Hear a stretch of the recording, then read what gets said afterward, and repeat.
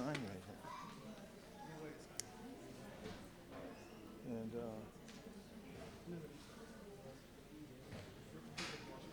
Aprame, bring this seat. Bring that seat. You start announcing.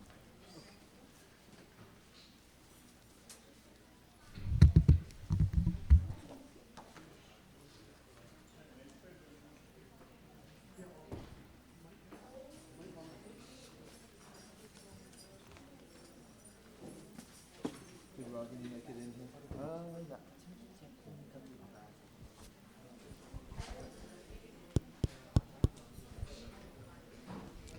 Hare Krishna, dear devotees, welcome. So, before our lecture begins at 4 p.m., we will be awarding certificates to those who did the DYS course, Discover Yourself, personally from the hands of Vaisheshika Maharaj. So, this course was conducted over 9 sessions, one session every Friday. So, this covers basic topics in Krishna consciousness from the Bhagavad Gita, gist of Bhagavad Gita overall, and what Krishna consciousness is all about. So we had around 15 participants, 10 of them are here. We would also like to take this opportunity to speak about their good qualities. They are amazing, thoughtful people. They participated very nicely. Even 2 weeks back, they volunteered at the temple, and they are ready to start their journey. So we welcome them to our family of ISV.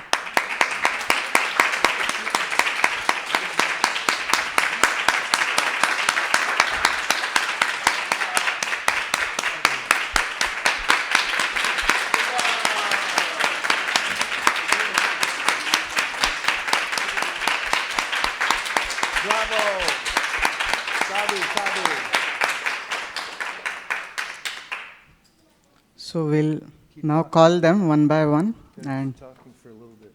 Tell them a little more about DYS. Sure. So in DYS course, we covered fundamental topics from the Bhagavad Gita, such as who am I, the science of the soul, then 3 modes of material nature, the laws of karma, and after understanding who we are and what is our status quo in this material world, we try to understand how the soul gets trapped in this material world and what our origin is. So, and we go higher and higher, trying to understand how we are a part of the spiritual realm, how the Atma is meant to serve the Supreme Lord. So we spoke about the connection between God and us, the Supreme Lord being Krishna. And we spoke about the process of Bhakti Yoga, the different limbs of this process of yoga, how Bhakti Yoga is what Krishna culminates the Bhagavad Gita with. So, we introduced the process of chanting Hare Krishna, then how we have this amazing process of ABCD, association, books, chanting, diet, which is prasad, and engaging in seva to the Lord. So we got to glorify this process of bhakti and get an overall understanding of what the Bhagavad Gita is about. And now we are in a good position to get started reading the Bhagavad Gita in detail. So we welcome everyone again. Some of these don't have names. Yeah. So Yeah, I they need to don't. sign those. No. That's why it's taken so long. I didn't even notice till now. Okay. All right, let me say a few words. Now we would request Vaisheshika Maharaj to speak a few words of blessings. Congratulations to all of you for taking this transcendental knowledge to heart. It is the most needed. That is, transcendental knowledge is the most needed in all the world. So far, we've been able, that is collectively in human society, to develop socially and also through technological advancements, we're interconnected like never before in the world. You can order anything on Amazon Prime and have it the next day. But it's not necessarily making people happy. But there's a great need for spiritual doctors in the world. It looks like all of you are from Bharatvarsha to me, correct? So Chaitanya Mahaprabhu, who's Krishna himself, as you know very well from taking the DYS course,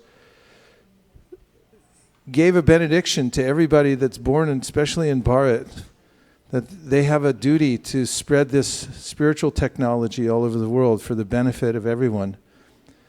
And although most of the people of India, they have very good hearts, not everyone's fully educated in the spiritual science. Although people have Bhagavad Gita in their house, it doesn't mean that they know it. But now you do, and you have such important information to give to others. So we thank you very much for taking your valuable time. You're all very busy people, I'm very sure. And you took your time to give this full concentration on this knowledge, and now you're becoming so qualified to help other people in the world, and that's what actually makes the world a better place. Thank you very, very much, and we're very honored to award you today with these certificates. They're very meaningful. Hare Krishna.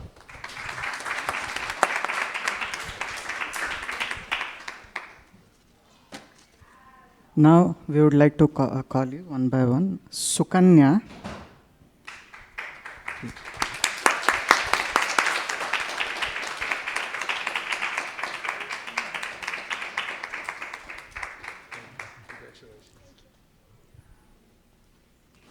Abhinav Bansal.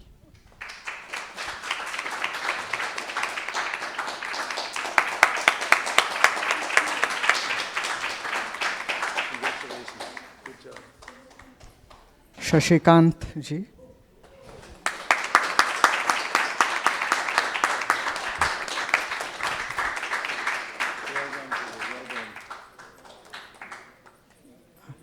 Chandra, he is probably not here now.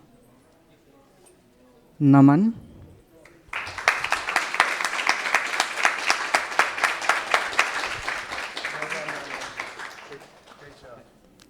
Shruti Kale, probably not here right now.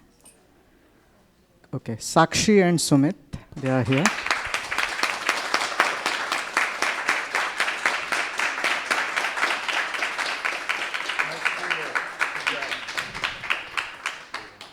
Shivani and Praneet.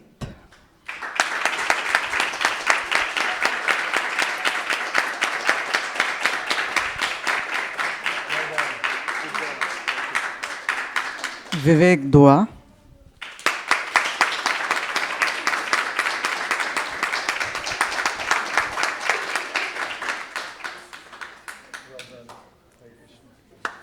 And Dayanand, probably not here. Right? Okay, they are here in fact. Okay, Dayanand is here.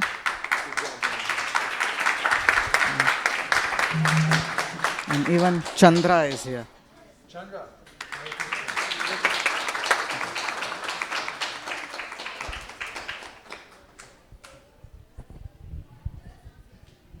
So please feel free to go out into the world and help other people become Krishna conscious. And congratulations to the leaders of the DYS who are consistently bringing the standard of spiritual knowledge higher and higher to the people here in Silicon Valley. Good job.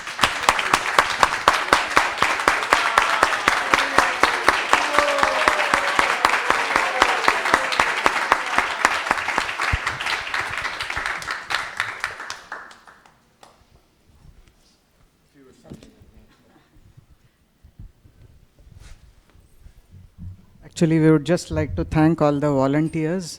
It was a team effort. So many devotees participated. Tarang Prabhu, Natwar Prabhu, they arranged their place, a clubhouse, very nicely making arrangements from cooking to set up everything. Then Sundaranand Prabhu, mainly for leading the sessions. Then Anand Kishore Prabhu, Nipun Prabhu, they too were a part of the team. So we express our deep gratitude to them. So personally, this gave us an opportunity to grow further in our spiritual life. And we are grateful to all the attendees and to ISV for the support. Thank you.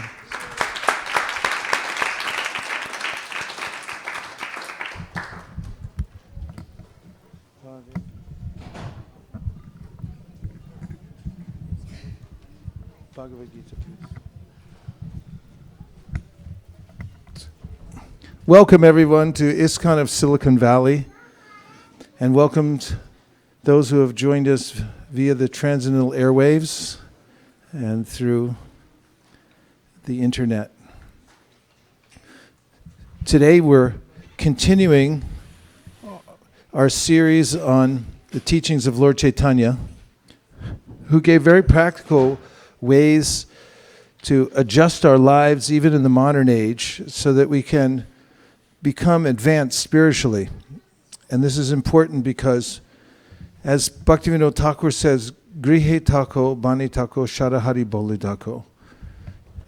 In his song about the holy names of Krishna and the process of devotional service, he noted that people have different needs, interests, and concerns in their lives.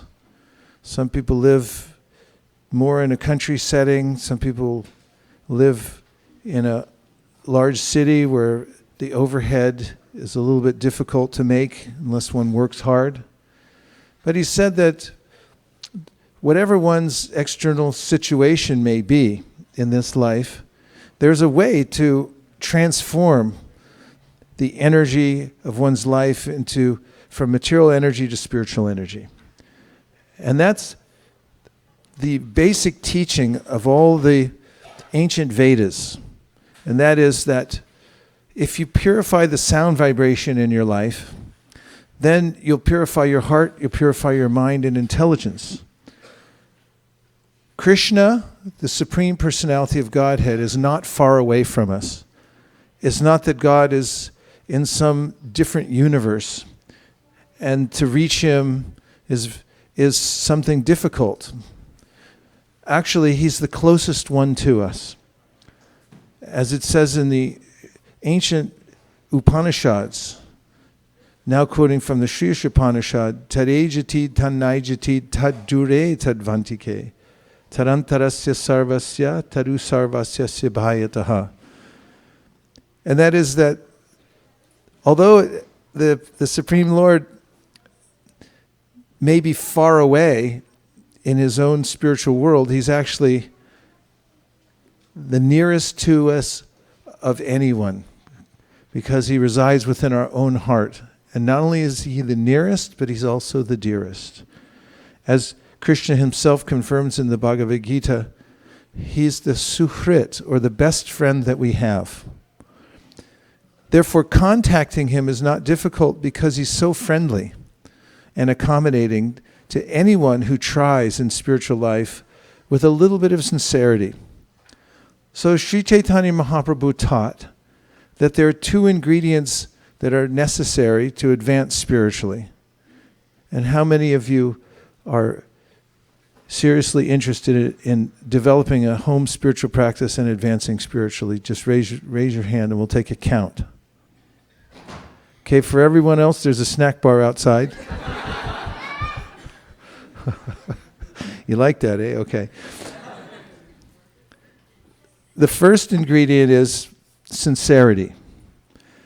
Now, in the Bhagavad Gita, Krishna says that if someone has good intentions and tries to advance in spiritual life, even if he or she doesn't know much about it, that person will never lose that advancement he or she makes by sincerely trying. And Krishna also says that someone tries sincerely to advance in spiritual life is never overcome by evil. So, sincerity is infallible. And getting in touch with one's own sincere desire to advance in spiritual life is the key point. We find throughout the teachings of bhakti, especially in the Srimad Bhagavatam, the story of Dhruva Maharaj. who was just a little boy, only 5 years old. At that time, kings had many queens. And Dhruva Maharaj one day wanted to sit on the lap of his father, who was the king. And when he went to sit there was a subtle political situation going on in the household, and that was that his mother wasn't present, but the king's favorite wife was, and that was the stepmother of Dhruva. But she had a kind of condescending attitude because she was notably the king's favorite queen.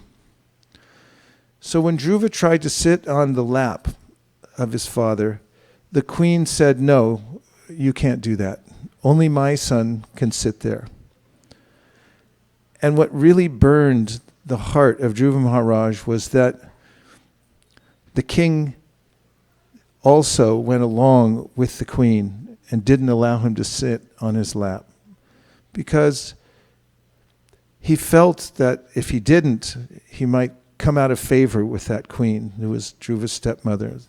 Therefore, he didn't accommodate Dhruva. Now, Dhruva comes from a caste of Kshatriyas. He has Kshatriya blood, and that means he can get angry.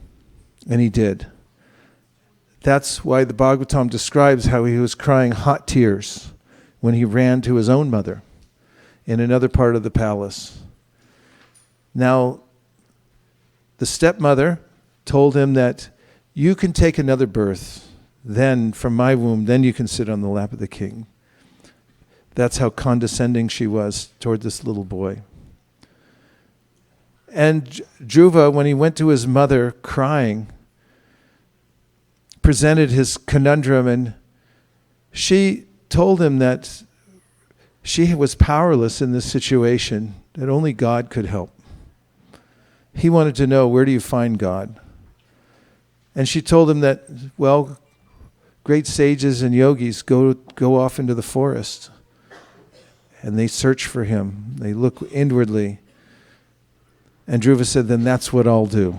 You imagine a 5-year-old boy heading off into the forest by himself? And as he left the palace and was marching towards the forest, can you think of what his determination was in his heart? And this is what I mean by sincerity. If you can muster that kind of determination, sincerity, in which you say that this is the most important subject matter for me, and that is to reconnect with the Supreme Personality of Godhead. If you feel that this is of the utmost importance, it's of the most urgency, more than anything else in my life, that feeling is there in the heart. That's when Krishna moves heaven and earth to connect us to a good teacher. That's what Chaitanya Mahaprabhu taught. Brahmanda Brahmate Kon Bhagyavan Jeev Guru Krishna Prasade Pai Bhakti Lata Bij.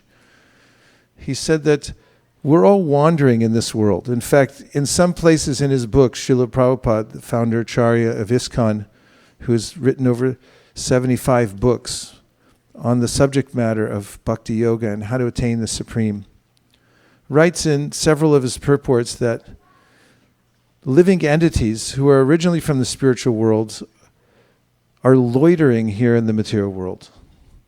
Loitering's not such a good term. It means you're hanging out for no reason. In fact, there's a Hare Krishna Vaikuntanath. There's a 7-Eleven down the road, just down the street here, and there's a sign out front in the parking lot that says no loitering. Loitering really means that you have no good purpose in life, and you're hanging out in somebody else's spot, and really you're just being a disturbance, an annoyance. And so if we consider the fact that this whole material creation is God's creation, and that we really have a duty to do, which is to serve God, but because I've forgotten that, and I'm just hanging around for my own purposes, you can see it becomes an annoyance to those who are high-minded. What to speak of it goes against the laws of nature. Now in the world, we're experiencing problems through climate change, pollution. It's been going on for many, many years. And this is all coming from a sense of irresponsibility towards doing one's duty to God, even to God's creation and taking care of it. So there's a big sign on the material world that says, first, enter at your own risk. Some people miss that sign on the way in because they complain later that why bad things happen to good people like me. And then there's another sign that says, no loitering. So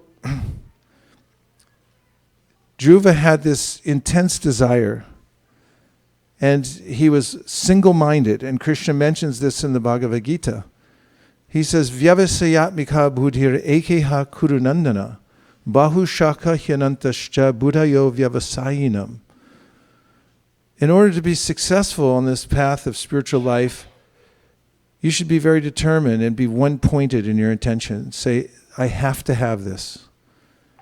And if you don't have that, he said, then bahu shaka hyanantascha, your attention will go in many different directions. Your interests will be many branched.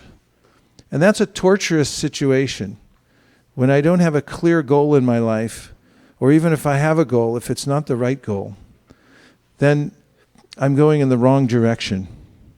We used to do a skit at our Sunday programs back in the 1980s about a man who very diligently went every week to his bank account, and he worked very hard, saving every penny, and he put everything in the bank. And in the last scene, he goes to the bank to withdraw everything, and there's no money in it. And there had been some clerical error where he was putting the money in the wrong bank account. And so for all his hard work, he came out with nothing. And this was pursuant to a talk Prabhupada given at the Rotary Club once, where there were a bunch of businessmen. And he said, imagine your sojourn in the material world like this. So a man one day gets information from his stockbroker about a stock that he thinks is going to go up. And he invests all his money in the morning time as soon as the market opens at 7 o'clock. That's on the West Coast because it opens. And then his broker calls him in the afternoon at lunchtime and says, you've become a billionaire. The stock went up by 1,000%.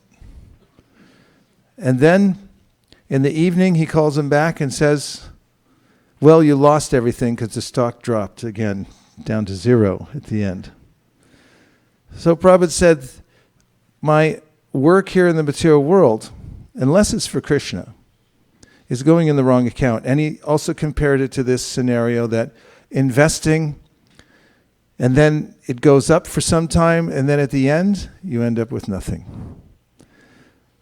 So those who are very determined have realized that there's all risk and no gain when I try to get ahead materially, but when I try to get ahead spiritually, there's all gain and no risk. But it seems the opposite at first. And Krishna mentions this in the Bhagavad Gita when he says, Yanisha sarvabhutanam samyam jagriti samyami, that those who are awakened to the value of spiritual life think there's all gain and no risk. And those who are still sleeping and think that material life is important and spiritual life is a waste of time think that spiritual practice is all risk and no gain. I can't afford any time to practice as I have to make money. So Dhruva Maharaj was absolutely certain what he wanted. And even though his motive wasn't perfectly aligned with the ideal of pure devotional service, which means doing service for service without considering getting anything in return, Dhruva Maharaj, this little boy, he wanted something in return. One of the things he wanted was revenge. My mother used to tell me, never underestimate the power of all show them. And Dhruva Maharaj had that. He wanted to have revenge on not only his father, but his mother-in-law. And this was his Kshatriya spirit, even as a small boy. And what did he want? Really, he wanted a kingdom that was not just greater than his father's, but greater than his great-grandfather, bigger than Brahma, the creator of the universe. He was thinking big, and he was very determined.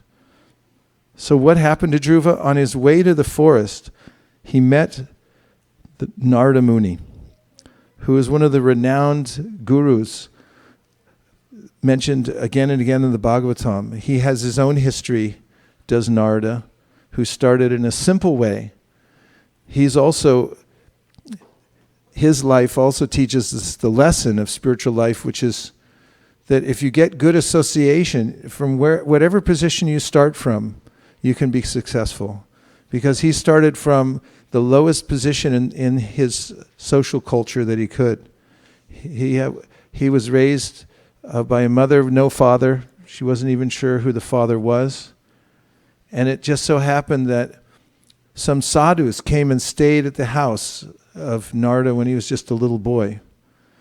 And Narada served, they were practicing the Chaturmasya, and during that time they were hearing and chanting all day, reading Bhagavatam. And Prahlad, Narada, got a chance to serve them. And once, by their permission, he also took the remnants of their food. So he was starting to develop an affection for them. And he really he was carried away by the vibration that they were making. And later on, after they left, his mother died. It was a chance accident that happened when she went out to milk a cow and she was bitten by a snake and she died. But by that time, Dhruva Maharaj by that time, Narada Muni already had the impetus for spiritual life. And he also, as a little boy, went off by himself. Now, I'm not advocating that all you kids at 5 years old take off into Silicon Valley. And we can't imitate, but we can imbibe the same kind of mood and determination that Narada had, who became successful in his own way, and Dhruva Maharaj, who became successful, and it was because of their sincerity. Neither of them knew who God was. Neither of them knew the process exactly of how to reach him. Neither of them started with any kind of facility. All they were armed with was their sincerity and determination. And this is the first ingredient that Chaitanya Mahaprabhu mentions. Dhruva met Narada, and Narada actually taught Dhruva the process of bhakti yoga, especially chanting a mantra. He gave him, at that time, the mantra Om Namo Bhagavate Vasudevaya, and he taught him a few principles of Ashtanga yoga to help control the senses, because the senses are compared to wild horses. They want to run in all different directions at the same time. And if one lives a lifestyle in which one can calm down the senses long enough to have a few periods where one can chant the name of God clearly and from the heart, one can actually transform one's life very quickly. Dhruva Maharaj took only 6 months before he was able to see the Lord face to face because of his strong determination and by meeting his spiritual master. And I want to say something about why he met Narada Muni. Dhruva Maharaj was in the wilderness by the time he met Narada. It says in the text of the Srimad Bhagavatam that Dhruva Maharaj met Narada because Narada intercepted him before he got to the forest, and the reason he did was he overheard the conversation between Dhruva and his mother. Now, the commentators on Bhagavatam mention that this is curious because he wasn't there. It's not mentioned that he was in the palace at the time they had the conversation. So how is it that he overheard the conversation? And Vishwanath Chakravarti Thakur gives the answer. He says, Krishna is within everyone's heart. And we know this from the Bhagavad Gita because Krishna says it in several places. For instance, he says it once in the 15th chapter, Sarvasya chaham hridisani vishto mattak smitir jnanam apohanam cha. So there he says, I'm in everyone's heart as a super soul, and I'm the one who's giving remembrance, knowledge, and forgetfulness to each living entity. And Prabhupada mentions in the Srimad Bhagavatam that even a common, ordinary person can realize this for him or herself by being a little introspective.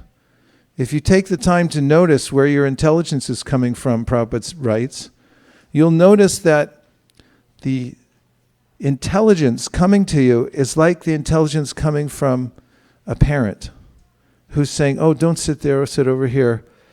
Please be careful. Don't touch that. You're going to burn yourself. You know the voice of the parent, always protecting the child, giving good advice. In a similar way, you may notice that throughout the day, you're getting instruction that's coming from a higher authority. That's coming from Krishna, who's within the heart. He also says, Ishvara sarvabhutanam hrideshara janatistiti pramayan sarvabhutani yantra rudrani mahayaya. Again, he certifies in the 18th chapter that I'm traveling with every living being in the heart. And the living entity is wandering here and there, but Krishna stays with us. He's always there within the heart. So what does this have to do with Dhruva Maharaj? Krishna is a super soul within the heart, informed Narada, because he's not just in Dhruva Maharaj's heart, he's also in Narada's heart and everyone else's heart. And he's omniscient.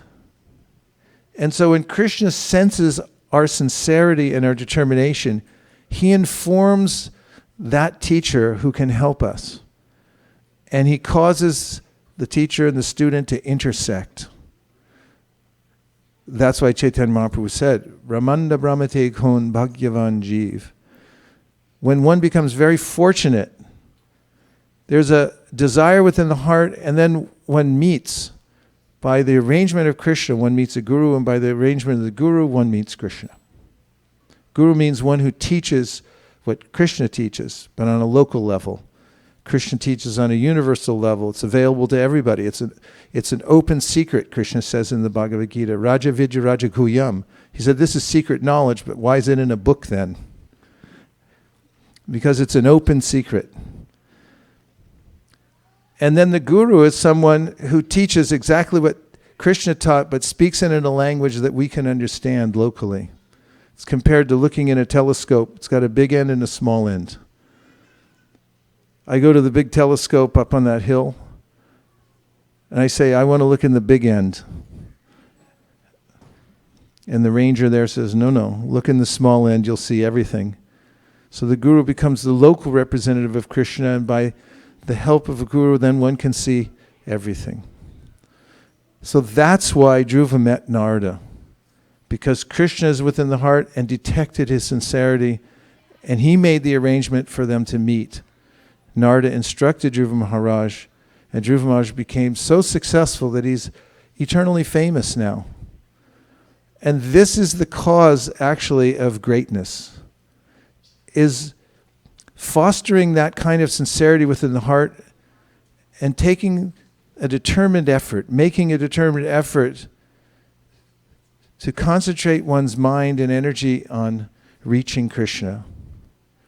Of course, one could work hard to become successful in any number of disciplines in this world. And there are many, many good causes, correct?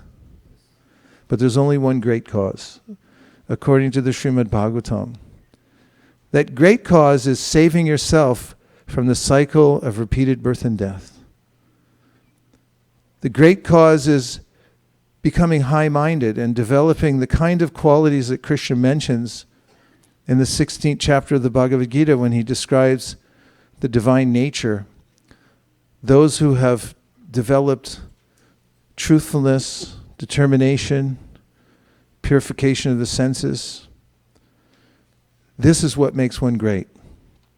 So Chaitanya Mahaprabhu advocated that everyone should try their level best from whatever situation he or she is in right now. And he approved of a verse from the Srimad Bhagavatam that was spoken by Lord Brahma and re-spoken again by Ramananda Roy. Chaitanya Mahaprabhu had a lengthy conversation with Ramananda Roy that you can read about in the Sri Chaitanya Charitamrita.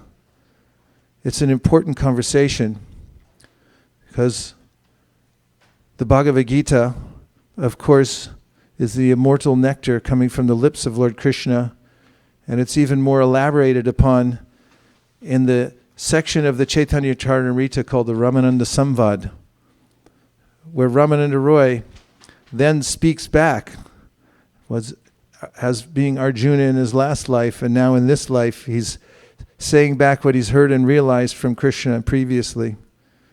And in that conversation, Chaitanya Mahaprabhu quizzes Ramananda Roy, and he says, what is the most effective means to reach the Supreme Personality of Godhead? And Ramananda Roy begins to speak about various processes that are mentioned, for instance, in the Bhagavad Gita.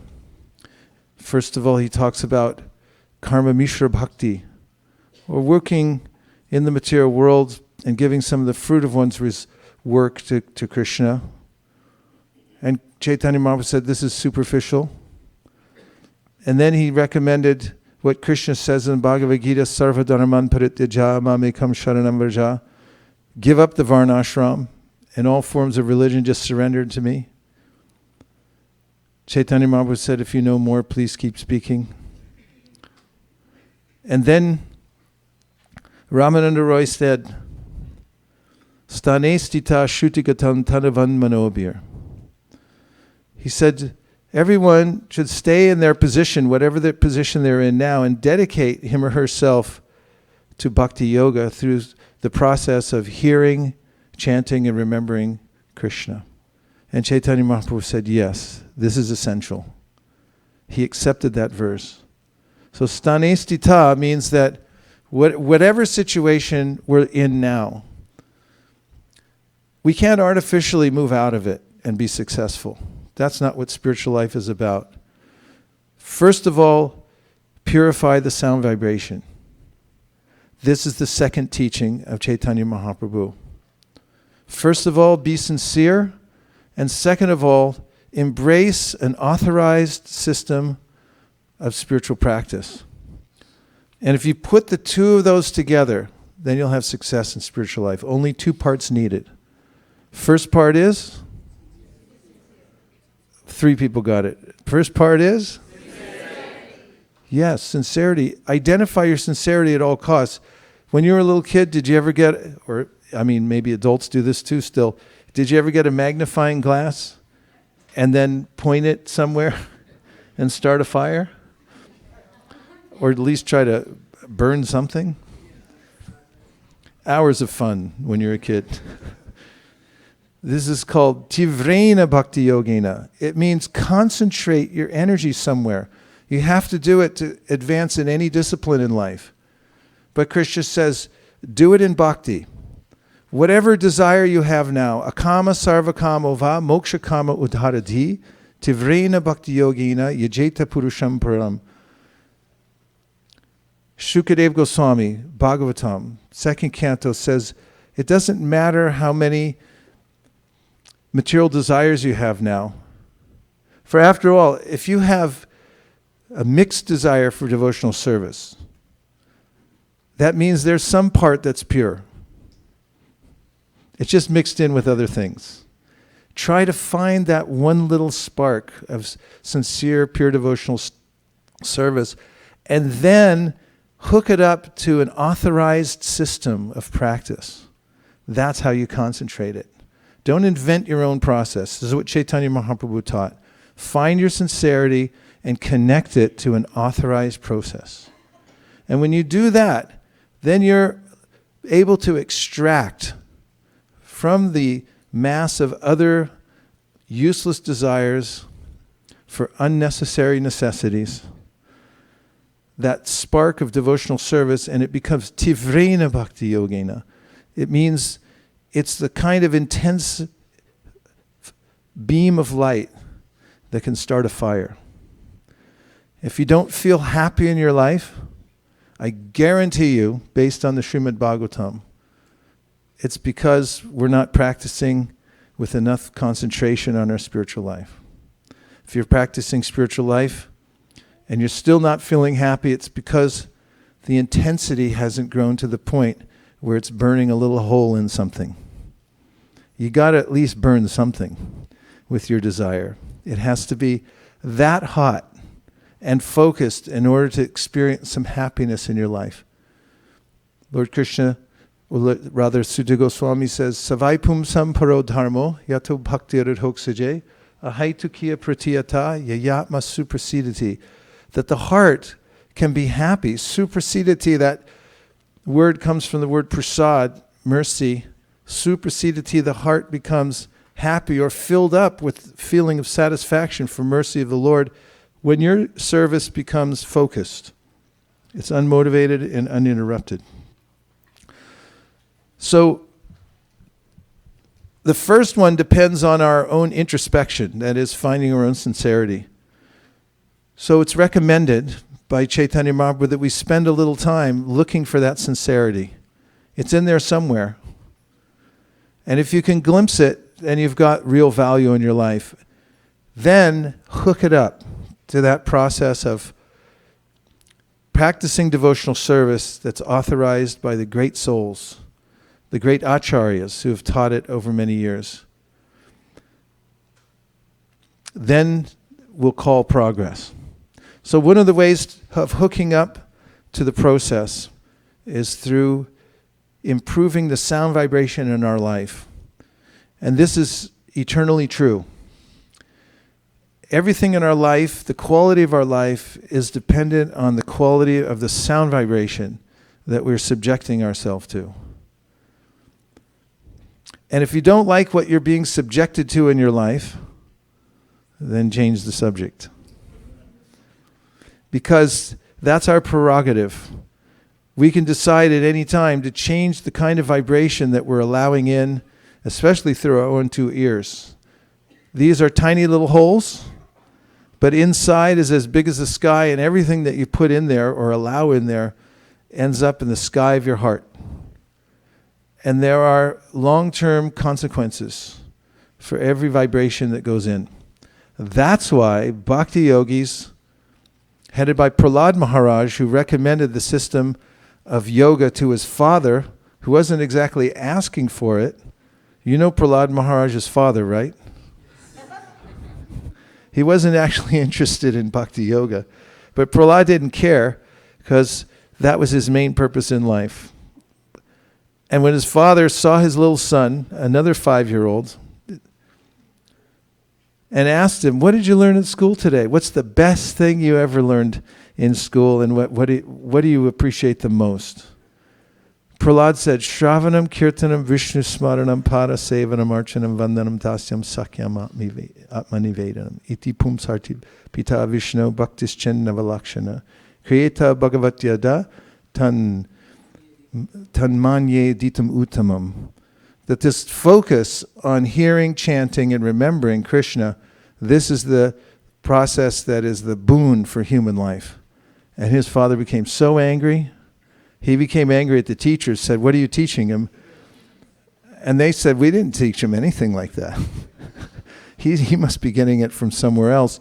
And the Hiranyakashipu said, then you better be more careful.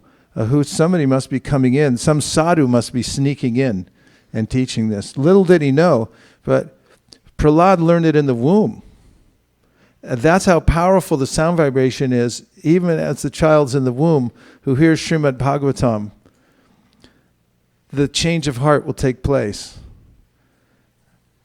And so Prahlad gave this system, start with hearing, transcendental sound vibration.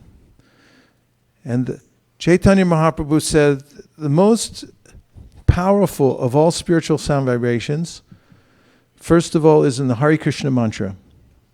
If you chant the Hare Krishna Maha Mantra, then all other spiritual paraphernalia that you need to advance on your path will become manifest in your life. And oftentimes, wherever I go, people tell me that it's really hard to chant. Have you ever heard that before? Yeah, it's difficult. And the reason is because the mind is very strong. And when I decide I'm going to chant, then my mind says, let's do something else. And what else would the mind like to do? And the answer is anything else but chant. Because the mind has a kind of disease, and the disease is called avidya. In fact, years ago, when I used to distribute books at the San Francisco airport, when they offered me full facility there for about 13 years to work behind a booth where we stocked our books and just offered them to the traveling public, that was before 9/11 changed everything. And a lot of civil liberties were reduced unnecessarily, I might add. I used to tell people that we were collecting donations for these books, and we were also trying to stamp out one of the dreaded diseases in the world. And they say, what is that? And I said, avidya, ignorance. And they go, oh, yeah. So Rupa Goswami says, everyone has a tinge of this, or more than a tinge.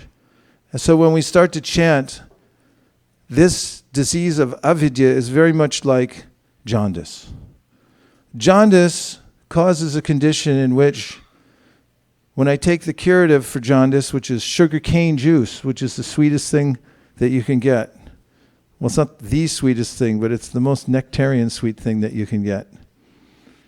I've taken my fair share, and when I lived in India, when you have jaundice, it tastes bitter and horrible. And anything that tastes bitter and horrible in our life, we just generally don't do. Try it once, maybe twice, and then, I'm sorry, that's it. It's not worth it. But Rupa Goswami says, take it as medicine. Sometimes medicine is bitter. And the remarkable phenomena is the more you take the sugarcane juice, the more you can taste its sweetness because it's curing the jaundice. And in a similar way, Rupa Goswami says, the more you can continue and you stay steady in the process of chanting the Lord's sweet names every day, the more your disease of avidya will be cured and the more you'll be attracted to chanting. And this is a very favorable situation in life, to be able to focus one's mind and reach the position of absorption. But it takes some practice. Then there's kirtan, which Chaitanya Mahaprabhu recommended that everyone get together on a regular basis and sing the Hare Krishna Mahamantra as a group. You can call all the members of your community together. If you live in an apartment complex, you can rent out that little special room. What is it called? The party room. You can rent the party room for about how much, Shraddha? It's from $250 to? Oh, only $50. You can have a kirtan in your party room and invite all your neighbors from the area, or you can invite them to your house and you have a kirtan. And what's the first thing that will happen when you do that? The neighbors will complain. I've never been to a Hare Krishna temple anywhere in the world where the neighbors haven't complained. We just live on a different time scale than most people. Vaikuntanath Prabhu, have you ever been to a temple that they didn't get a complaint for noise at some point? Even Chaitanya Mahaprabhu, when he started the Sankirtan movement over 500 years ago at Srivasangam, there was a complaint. The local Hindus said, this isn't Hinduism. This is some new religion that this Nimai Pandit, whoever he is, just made up. And when Mahaprabhu sent out his followers into the streets, they went nuts and they called the cops. And they said, you got to get rid of these people. They're going to wake Vishnu up during Chaturmasya. And not only that, he's going to reduce the potency of the chanting, because if you broadcast it to the public, then it loses its power. They had all kinds of crazy ideas. And when you start chanting, you'll notice that you'll make some distance between you and not only the ignorance in your own heart, but the ignorance in society, and that's a good thing. Because if you want to do good for the world, the most important and potent way to do that is to introduce the transcendental sound vibration widely to the people. And that's one of the reasons that in our immediate Guru Varga, in our Parampara, our Acharyas, starting most immediately with Srila A.C. Bhaktivedanta Swami Prabhupada, who founded this ISKCON society in New York City in 1965, he advocated that we distribute transcendental literature because he said this is like the Brihat Madanga. Now, this little Madanga, it can be heard for a few blocks. When we go on a regular basis to Palo Alto, did you know we go to Palo Alto and chant? Been going there for over 15 years. And we have a festival there in the park. Everyone's invited, by the way. It's really an ecstatic festival. And when people see the lights and they see the booths that we have out there and they hear the chanting, they stop and their mouths hang open and they're wondering, what is this sound? This is called the Madanga, and you can hear it for a few blocks. But then Srila Bhaktisiddhanta Saraswati Thakur, the guru of Srila A.C. Bhaktivedanta Swami Prabhupada, said that these books are the Brihat Madanga, or the greater Madanga, because one book can go anywhere. In fact, in what year was it? 1976, I was in the Washington, D.C. airport. It wasn't Dulles at that time, it was national. Maybe that's still there. And I sold a book to the soon-to-be presidential candidate, or maybe he ran before that, George McGovern. And he bought the book. He said he was in a hurry on the way to a senatorial roll call. And similarly, other devotees sold books to the son and daughter of the president, who took it right up into the White House. Michael Jackson, I met in 1980s in the Los Angeles airport. He went up to the mezzanine, and myself and another devotee went up and sat next to him in the restaurant. And he took a Bhagavad Gita as it is, and he gave $20, and he put it in his knapsack. The books are the Brihat Madanga. They go here, there, and everywhere. Some of our devotees have stopped cars at an intersection, introduced the Bhagavatam within 30 seconds, taken a credit card order and thrown the Bhagavatam into the back seat before they drive off. Confirmation, Malini? Bhagavatam sets have gone out on the Stanford campus to professors who walk by and say, this is very interesting, what are you doing? I'd like to know more about it. Oh, you have the Bhagavatam. I'll take it. Thousands, tens of thousands, hundreds of thousands, millions, hundreds of millions of books have gone out to the public, and because of that, these seeds have grown up in many places where people read some passage from the Bhagavad Gita and they realize this is what I've been looking for. So Chaitanya Mahaprabhu advocated that we do the kirtan, we do the japa, which means chanting for yourself, and also participate in the Brihat Madanga. That is, try to do something for the world to affect change in the realm of environmental improvement, to check climate change, means that we must also, or begin with, cleansing the hearts of the people in general, because pollution starts from within and expands outwardly. These are the basic tenets of Chaitanya Mahaprabhu's teachings. Hear from the Bhagavad Gita, Srimad Bhagavatam, chant the Lord's holy names in various ways, and help people all over the world by trying to extend the sound vibration as far and wide as possible so that people can take advantage of it and hear it. That's called para upakar. And Prabhupada notes in his writings in the Bhagavad Gita that the best way to control one's mind or fix one's mind is to think about how to do good for others. And paradoxically, When we think about doing good for others, we actually feel satisfied. And we think about satisfying ourselves, we feel dissatisfied. This was the proclamation of Prahlad Maharaj, who said, the moment one thinks about one's own satisfaction, that's the moment you start feeling dissatisfaction. So these are a few of the tenets of the teachings of Chaitanya Mahaprabhu, which the International Society for Krishna Consciousness is intent on making available to people all over the world. And now we'll take a few questions or reflections from any of the monologue that we've made so far. And then we'll try some kirtan.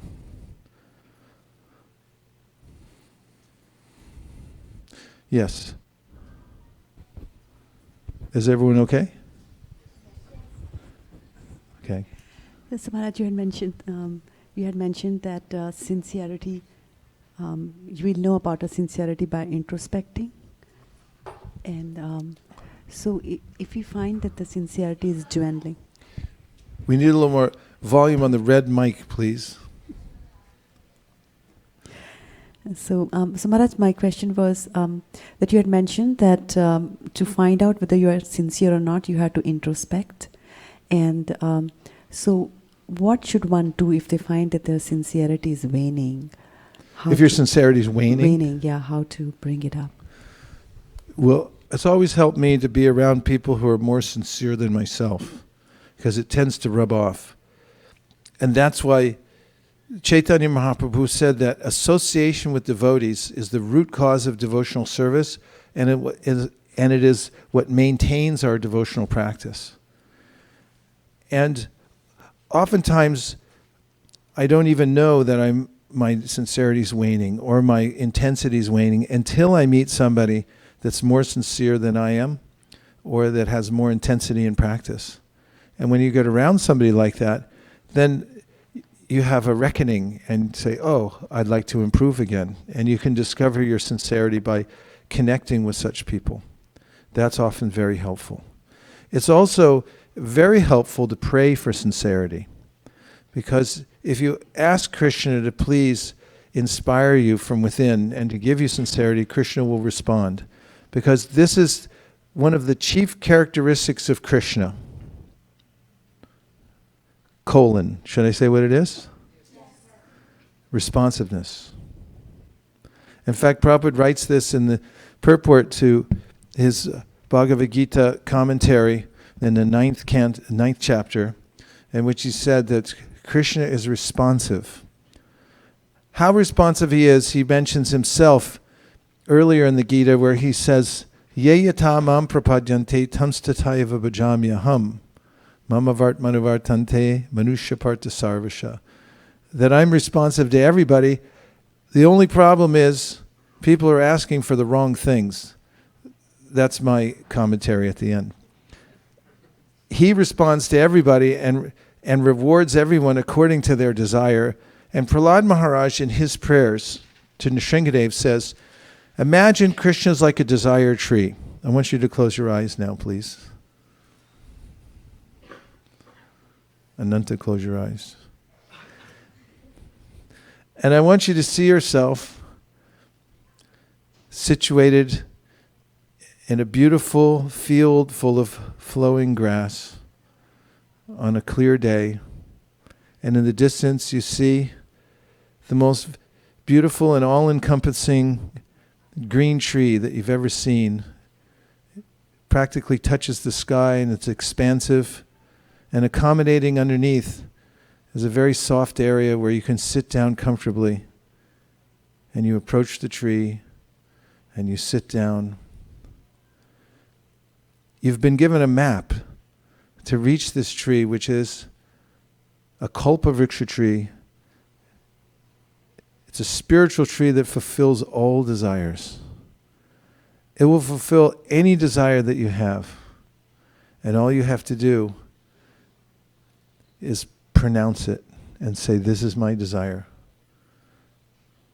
Now that you're sitting under that tree, please look carefully within and identify the one thing that you desire more than anything else.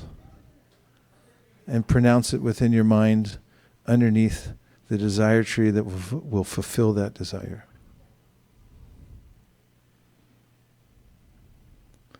What do you want?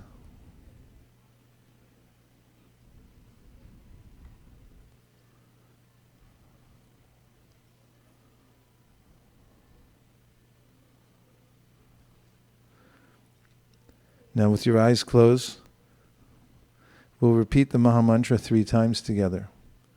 Hare Krishna, Krishna Krishna, Hare Hare, Hare Rama, Rama Rama, Hare Hare. Hare Krishna, Krishna Krishna, Hare Hare. Hare Rama, Rama Rama, Hare Hare. Hare Krishna, Krishna Krishna, Hare Hare. Hare Rama, Rama Rama, Hare Hare. Now take a moment to realize that Krishna is within your heart. He always has been. And He's fulfilling every one of your desires in the most amazing ways. And in our relationship with Him, He's responsive. And whatever we develop as our main desire in life, He will recognize immediately and begin to transform our lives in unseen ways to bring about and fulfill that desire. Now please open your eyes. In the Gita, Krishna says, Ye yata mam prapadyante tamstataiva bhajamyaham. And Prahlad Maharaj says, Krishna is that desire tree who fulfills everyone's desire. He doesn't consider who's lower or higher. And He doesn't judge your desire either. He simply fulfills it. So as a human being, we have the responsibility, as human beings, we have the responsibility to refine our desire and project it and ask Krishna, please fulfill this desire for devotional service. And if we do that and pray for that, as much as there is a waning of desire, Krishna will help to bring back our focus on our sincere desire for devotional service. Okay? Shraddha? Okay. Other points? Yes.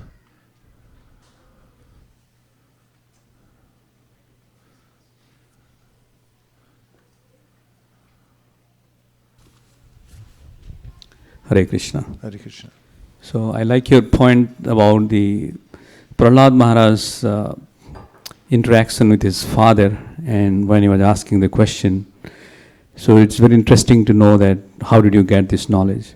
And it is exactly in this current modern age, practically nobody is giving spiritual knowledge.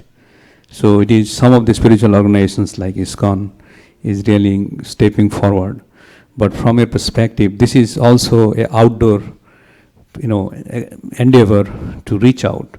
So indoor endeavor to really make sure that this is the de facto plan.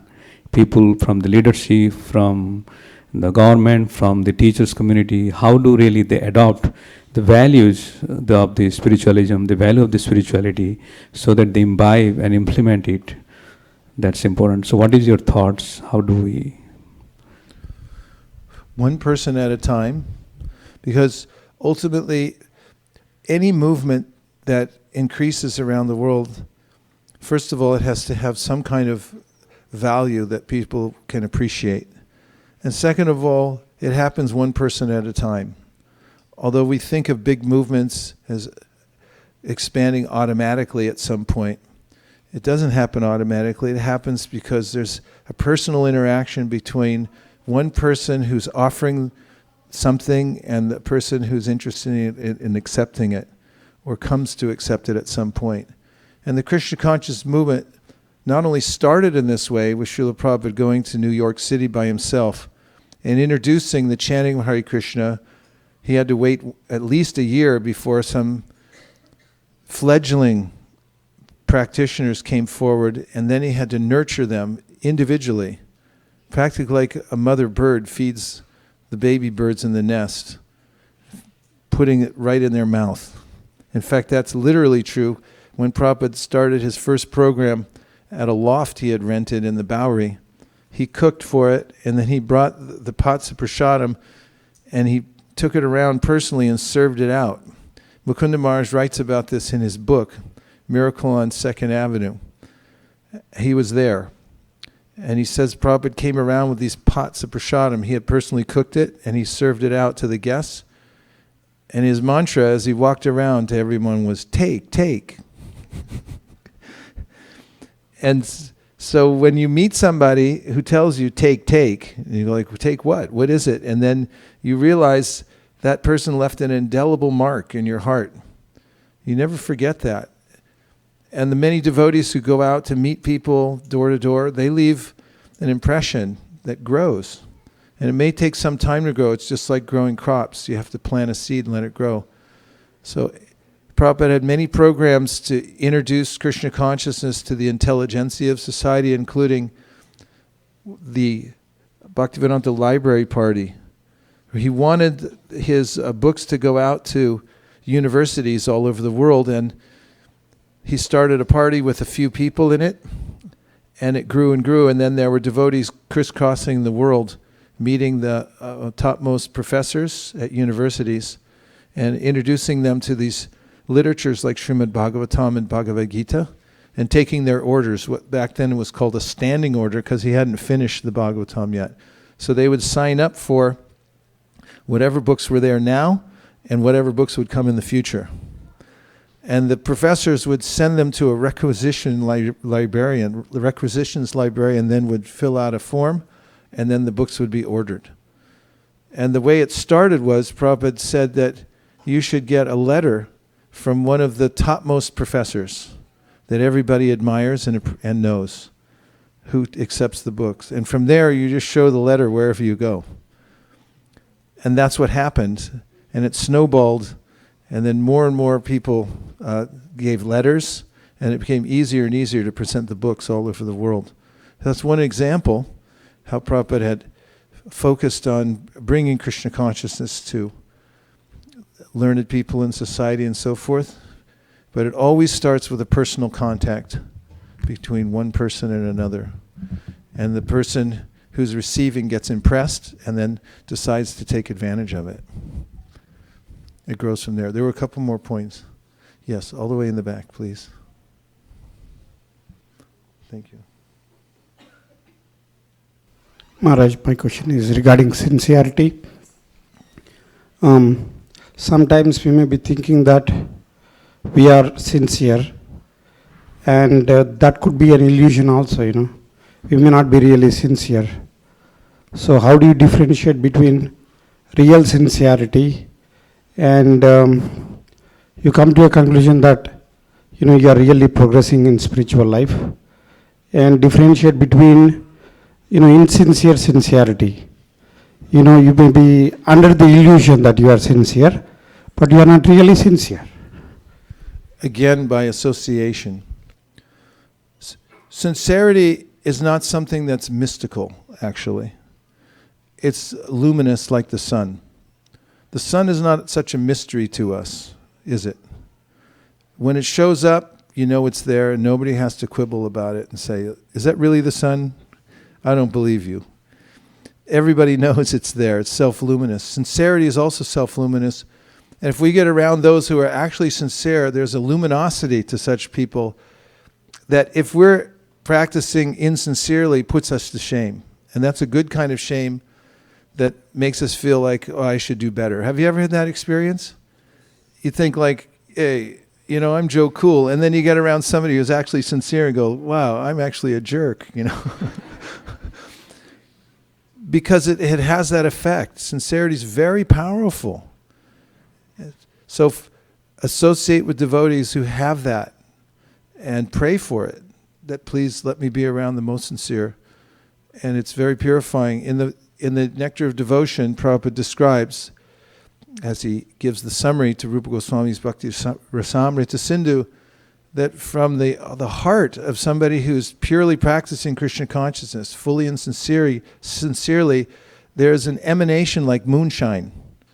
This is the moonshine, the rays that are coming from the heart of a person who's purely practicing. And those rays have an effect on us, so much so that we can be touched by them and inspired to practice Krishna consciousness because of that association. There was another question. Yes, Prabhu. 1, 2, and then back to the internet with Shraddha. And who else? Yeah. Yes, Prabhu? Hare Krishna. Hare Krishna. Sir, how do we differentiate and distinguish between the path of kirtan, japam, and dhyanam? Between jnanam, Kirtan, meditation, dhyanam, dhyanam, japam, and japam. and kirtan. Well, dhyanam is described in the 6th chapter of the Bhagavad Gita, and elsewhere there are other Vedic writings, like from Patanjali and the Yoga Sutras, where he describes dhyanam, and it's an internal process. It's done silently. Japa is uttered. You speak it with your mouth and you listen through your ears. And you take it in that way, rather than on the very subtle level of simply meditating and containing the meditation within one's mind. That's the difference between dhyanam and japa. Japa requires your ja and your pa. Okay, there was one more. Prabhu.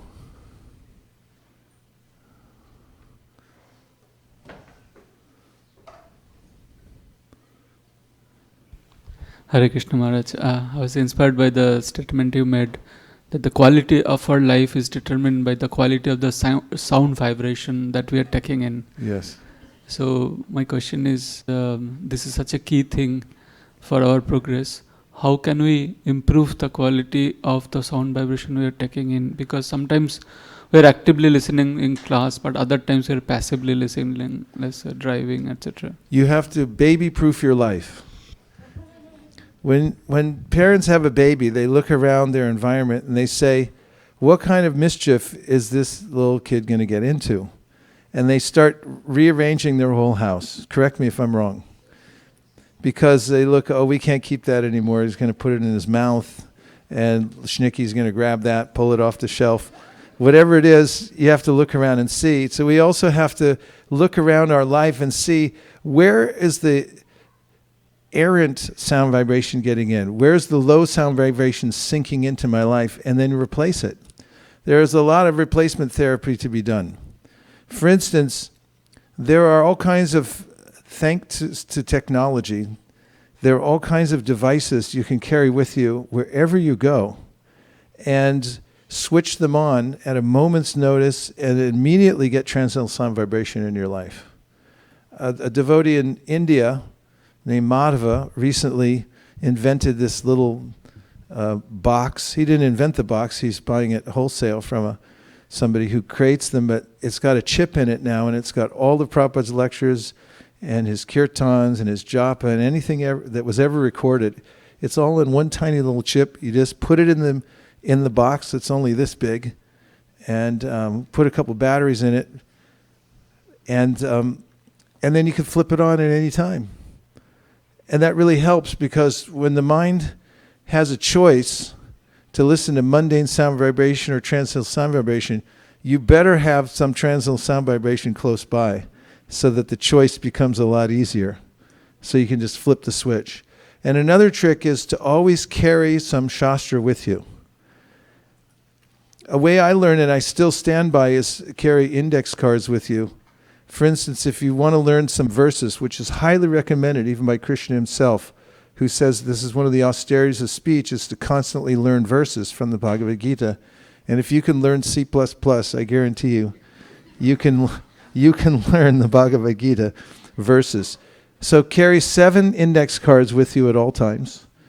And then whenever you get a moment, which you will, you pull them out and just start looking at them.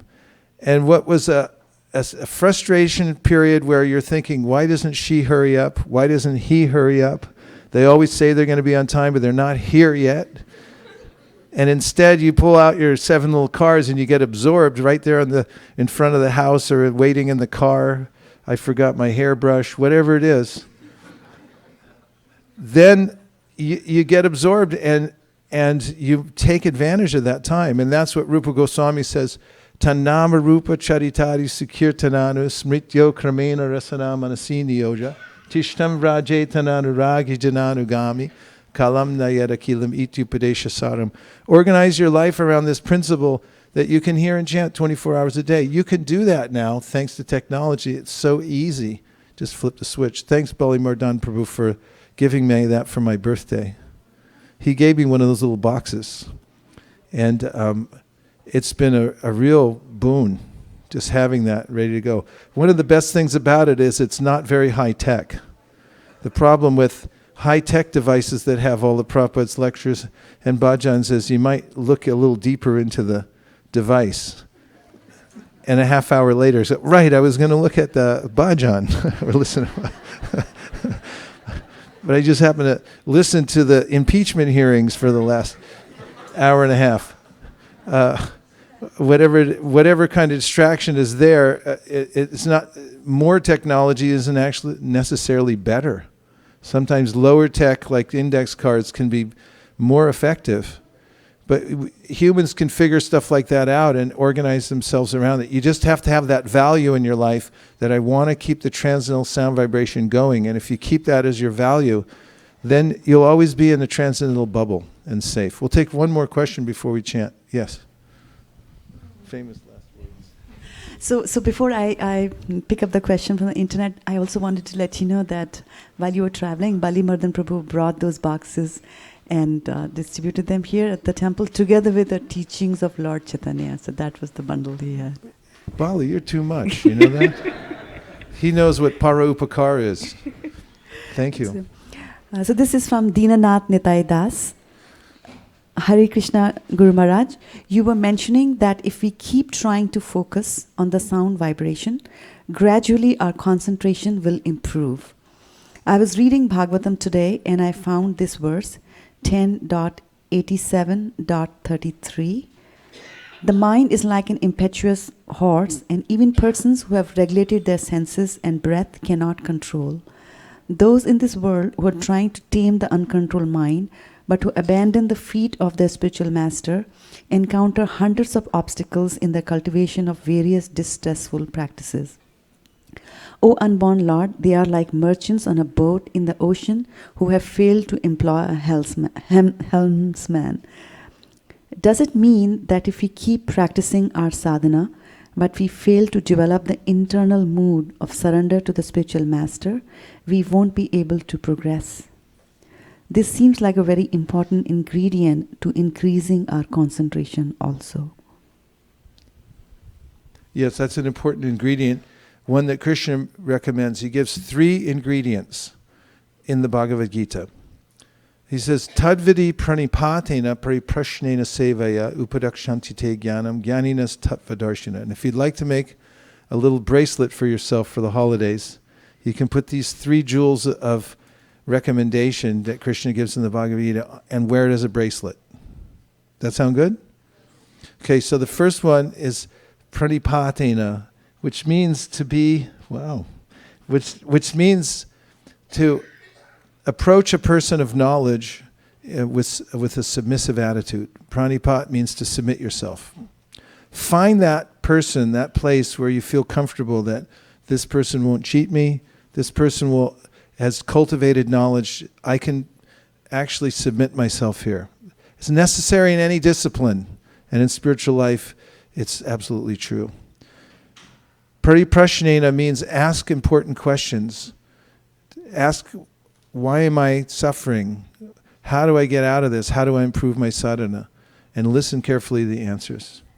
And then, sevaya, render service. And if you do these 3 things, rendering service to those who have knowledge, approaching with a submissive attitude, and asking the right questions, you can also advance spiritually very quickly. Thank you very much. Now we're going to try kirtan, but before we do, I'd like everyone to take 3 minutes That means until the big hand comes to the 3. Uh, and to meet somebody here that you haven't met before, and just introduce yourself and tell them why you came here. Okay, so you only got 3 minutes. So pick out, if I see you talking to one of your friends, you're really going to get it. Okay, on your mark, it said go.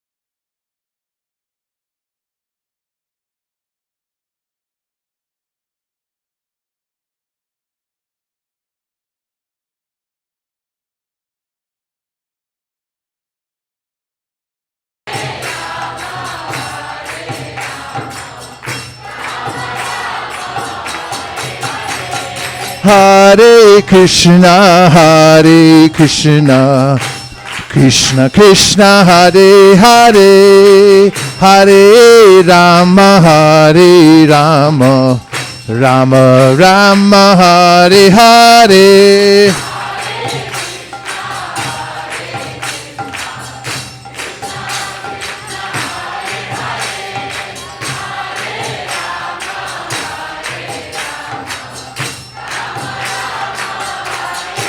Hare Krishna, Hare Krishna, Krishna Krishna, Hare Hare, Hare Rama, Hare Rama, Rama Rama, Hare Hare.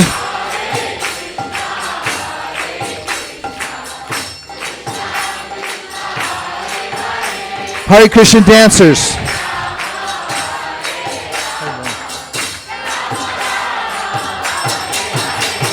Hare Krishna, Hare Krishna, Krishna Krishna, Hare Hare, Hare Rama, Hare Rama, Rama Rama, Hare Hare.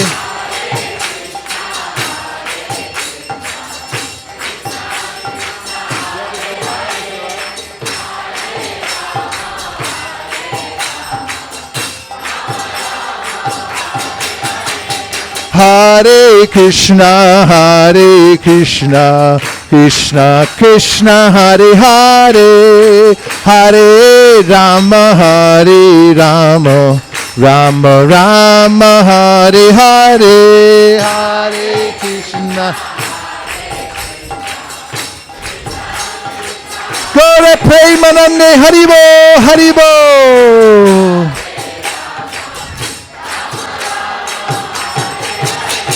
Hare Krishna, Hare Krishna, Krishna Krishna, Hare Hare, Hare Rama, Hare Rama, Rama Rama, Hare Hare.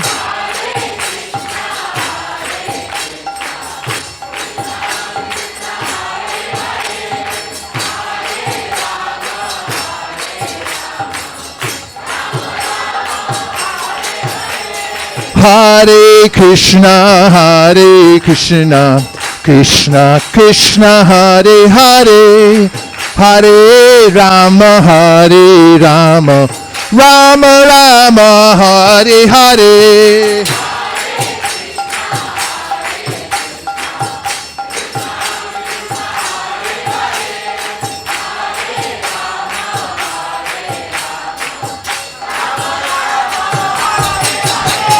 Hare Krishna, Hare Krishna, Krishna Krishna, Hare Hare, Hare Rama, Hare Rama, Rama Rama, Hare Hare.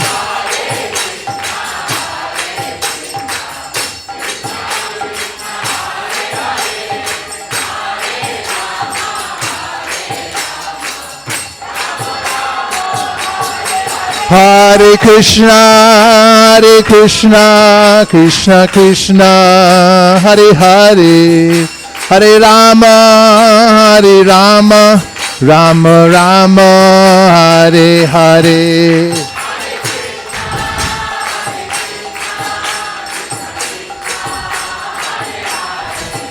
Go Premanande, Haribo.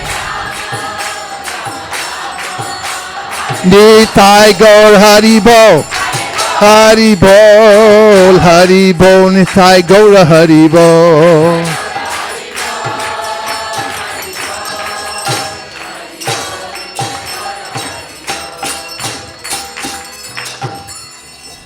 Avantika Harmonium, Balaram on Madanga, Manisha Kartals, for the Hare Krishna singers, for the Hare Krishna dancers, for everybody in Mountain View, everybody in California, all over the world. Go Premanande. Nitai Gaura Haribo, Haribo, Haribo, Nitai Gaura Haribo.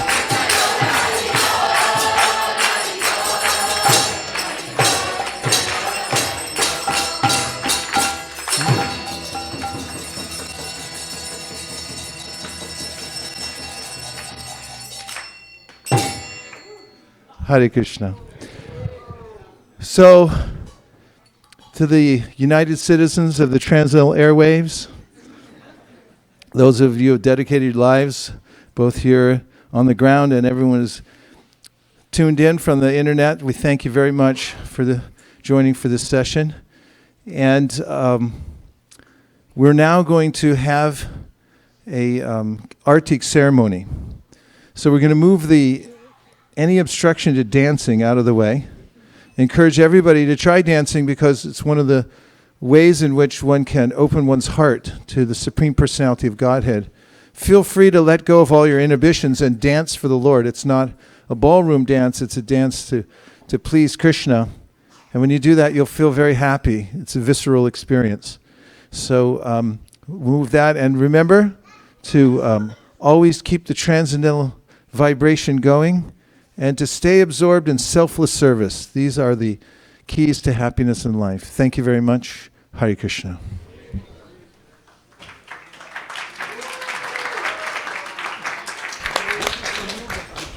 So please stand up and Jai. So we'll have the Artik ceremony. So please take the cushion and put it on the side and stand for the Artik ceremony. Hare Krishna.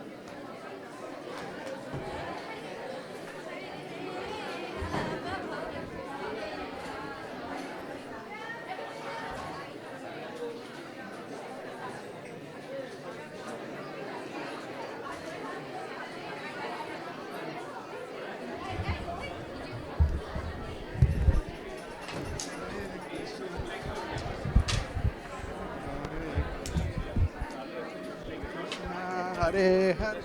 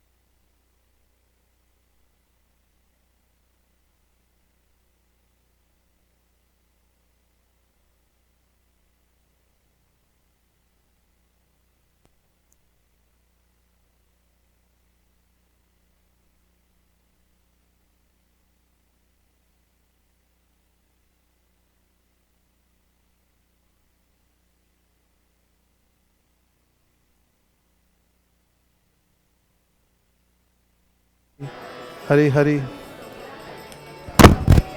Namo Vishnu Padaya Krishna Preshtaya Bhutale Shrimate Bhakti Vedanta Swami Niti Namine.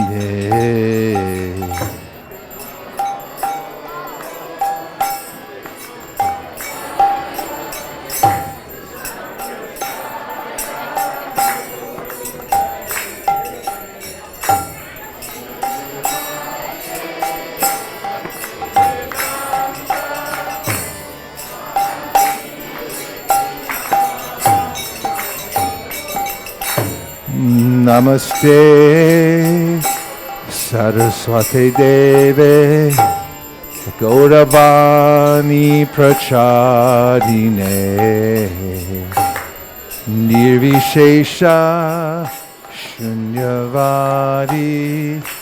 Pachtatya Deshatarine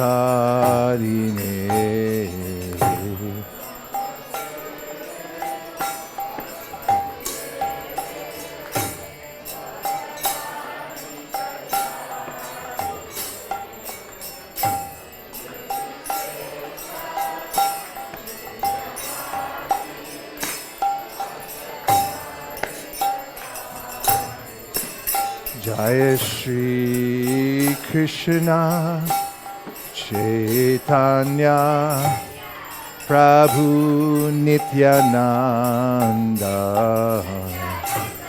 Shri Advaita Gadadhar Shivasari Gaur Bhakta Vrinda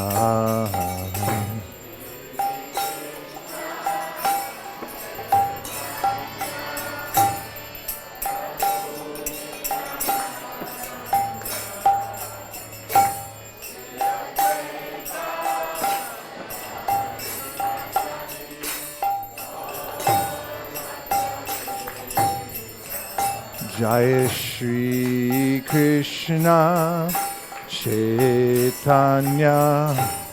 Prabhu Nityananda Shri Advaita Gadadhar Shivasari Gaur Bhakta Vrinda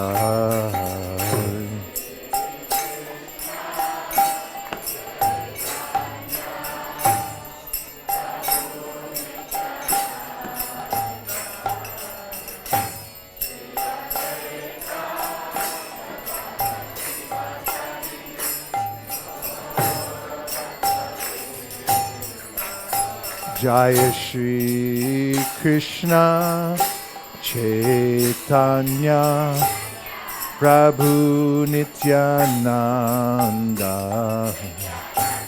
Shri Advaita Gadadhar Shivasari Gaur Bhakta Vrinda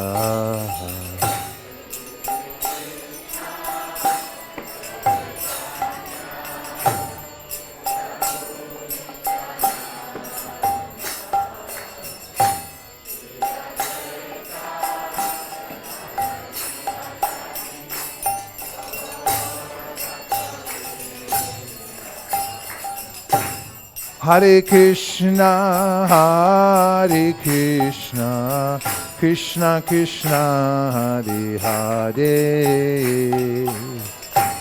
Hare Rama, Rama Rama, Hare Hare.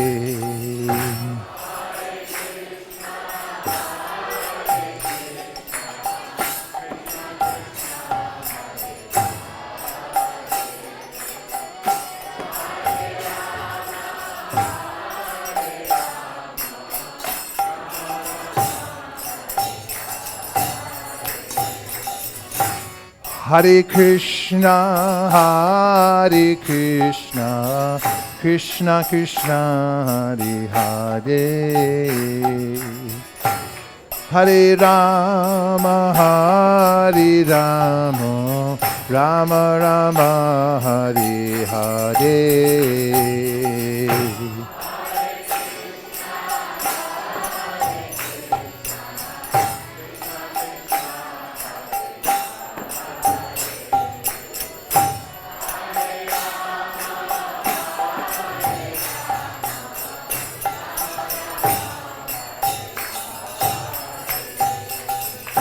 Hare Krishna, Krishna Krishna, Hare Hare, Hare Rama, Rama Rama, Hare Hare.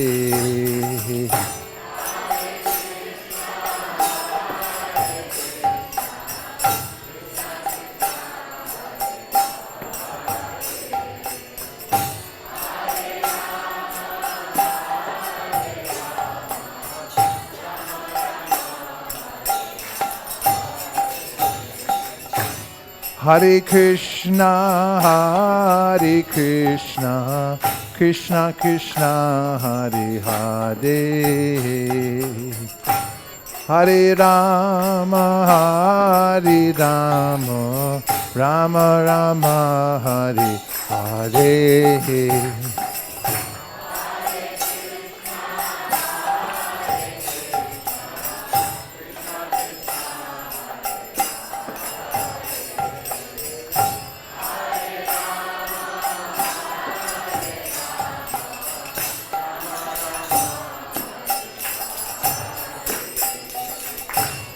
Hare Krishna, Hare Krishna, Krishna Krishna, Hare Hare, Hare Rama, Hare Rama, Rama Rama, Hare Hare.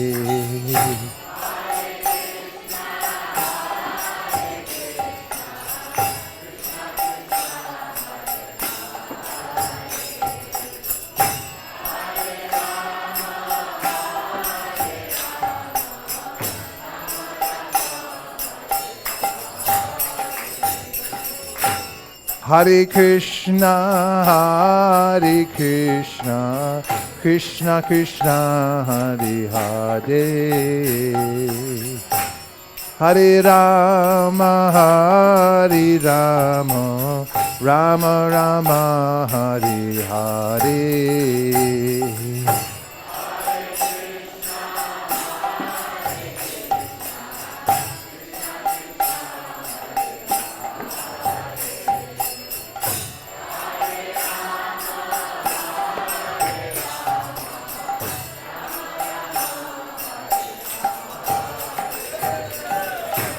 Hare Krishna, Hare Krishna, Krishna Krishna, Hare Hare, Hare Rama, Hare Rama, Rama Rama, Hare Hare.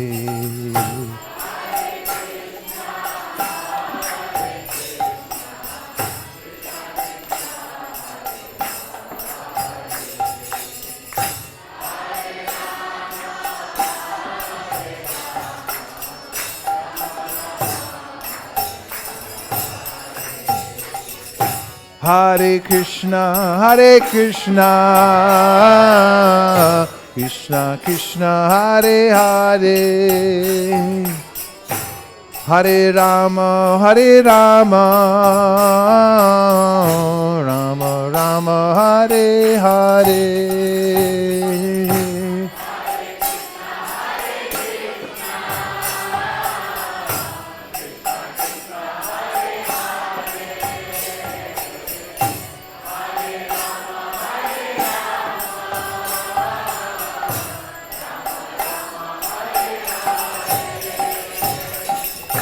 Hare Krishna, Hare Krishna,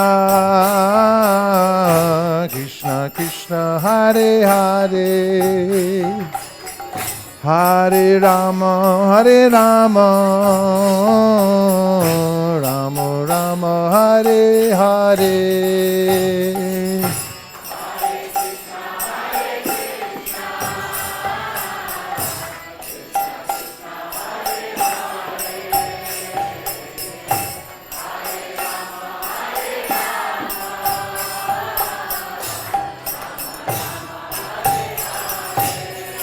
Hare Krishna, Krishna Krishna, Hare Hare, Hare Rama, Rama Rama, Hare Hare.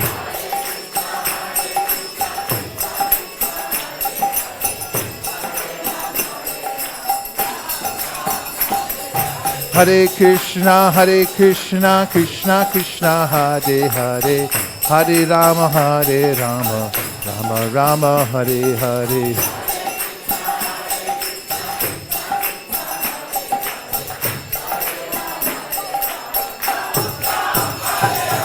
Hare Krishna, Krishna Krishna, Hare Hare, Hare Rama, Rama Rama, Hare Hare.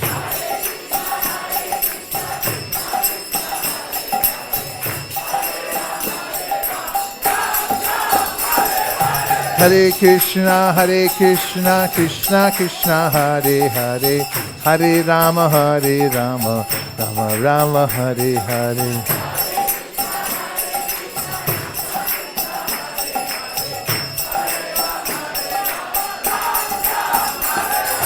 Hare Krishna, Krishna Krishna, Hare Hare, Hare Rama, Rama Rama, Hare Hare.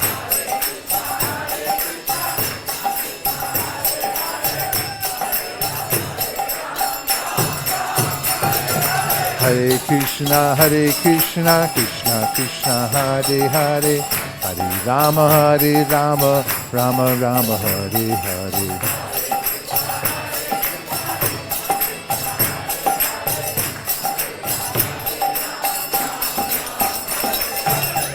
Hare Krishna, Krishna Krishna, Hare Hare, Hare Rama, Rama Rama, Hare Hare.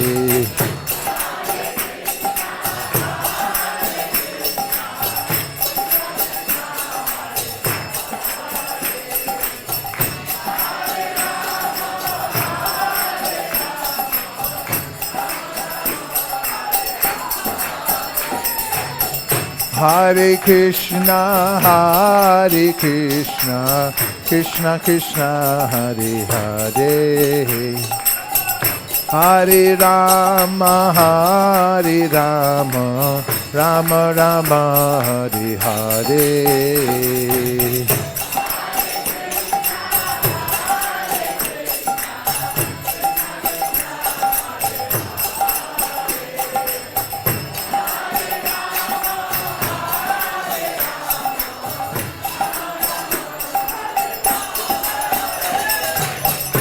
Hare Krishna, Krishna Krishna, Hare Hare, Hare Rama, Rama Rama, Hare Hare.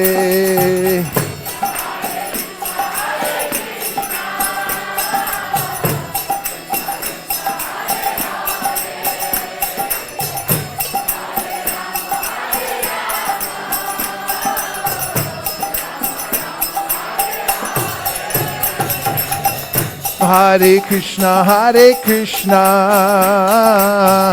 Krishna Krishna, Hare Hare, Hare Rama, Rama Rama, Hare Hare.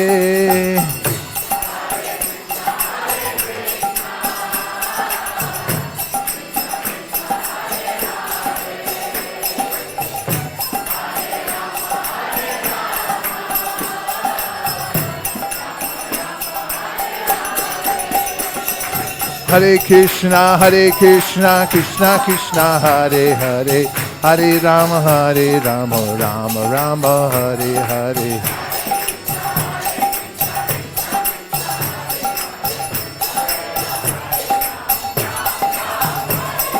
Hare Krishna, Krishna Krishna, Hare Hare, Hare Rama, Rama Rama, Hare Hare.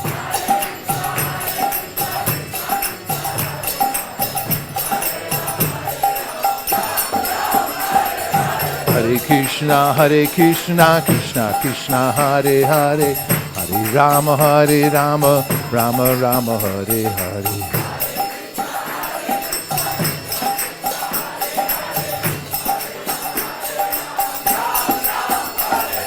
Hare Krishna, Krishna Krishna, Hare Hare, Hare Rama, Rama Rama, Hare Hare.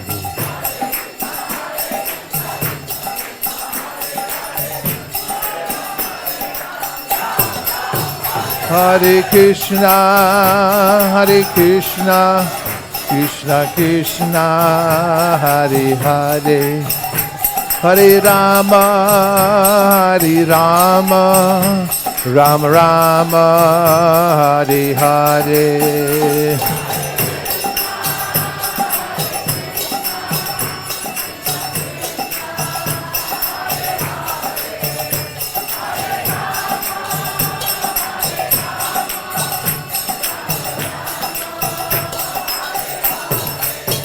Hare Krishna, Krishna Krishna, Hare Hare, Hare Rama, Rama Rama, Hare Hare.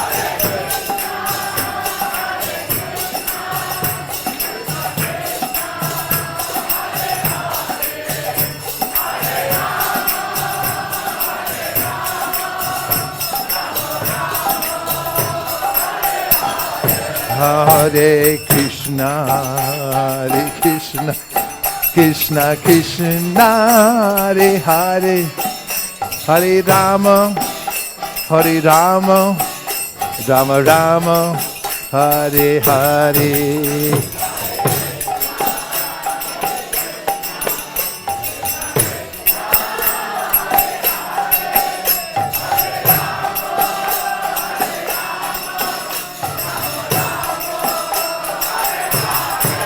Hare Krishna, Hare Krishna, Krishna Krishna, Hare Hare, Hare Rama, Hare Rama, Rama Rama, Hare Hare.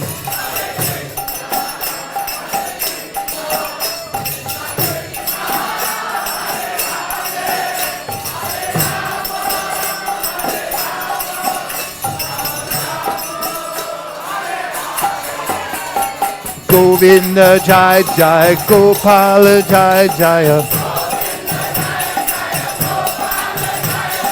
Govinda Jai Jaya, Gopala Jai Jaya. Govinda Jai Jaya, Gopala Jai Jaya. Govinda Jai Jaya, Gopala Jai Jaya. Radha Ramana Hari Govinda Jai Jai. Radha Ramana Hari Govinda Jai Jai. Govinda Jai Jai, Gopala Jai Jai. Govinda Jai Jai, Gopala Jai Jai. Radha Ramana Hari Govinda Jai Jai. Radha Ramana Hari Govinda Jai Jai. Govinda Jai Jai, Gopala Jai Jaya. Govinda Jai Jai, Gopala Jai Jaya. Radha Ramana Hari Govinda Jai Jai. Radha Ramana Hari Govinda Jai Jai. Hare Krishna, Krishna Krishna, Hare Hare, Hare Rama, Rama Rama, Hare Hare.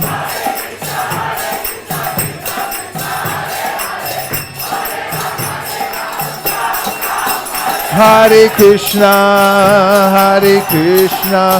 Krishna Krishna, Hare Hare, Hare Rama, Rama Rama, Hare Hare.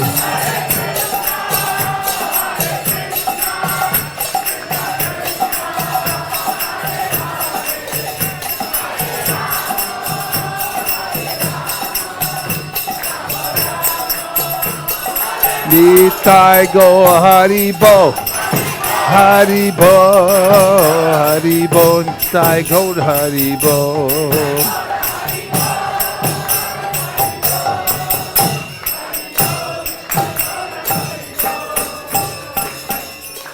Jai Om Vishnupad Paramahamsa Privraja Kacharya Stotra Satashi Shimada Bhai Charanara Vinda Bhakti Vedanta Sai Maharaj Srila Prabhupada Ki Jai. You can stand or bow, either one's okay. Don't worry, you don't have to bow down, you can just stand if you like.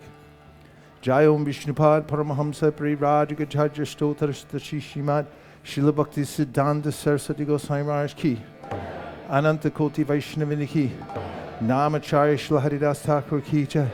Prem Zakho Shri Krishna Chaitanya Prabhu Nityananda Shri Advaita Gadadhara Shri Vasari Gaur Bhaktivinoda Ki Shri Shri Radha Krishna Gokupinatha Shama Kunda Radha Kunda Giri Govardhan Ki Shri Vrindavan Dham Ki Shri Mayapur Navadip Dham Ki Shri Raghunath Puri Dham Ki Tulsi Devi Bhakti Devi ki, Jamuna Devi Ganga Devi ki, Samaveta Bhakti Vrinda ki. All glories to some devotees. All glories to some devotees. All glories to some devotees. Go Premanande Haribo.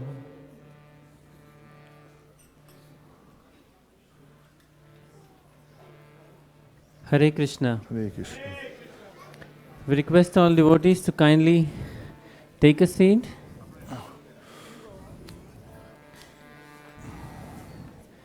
Devotees in the front can move a little bit ahead so that we can make some more space towards the end.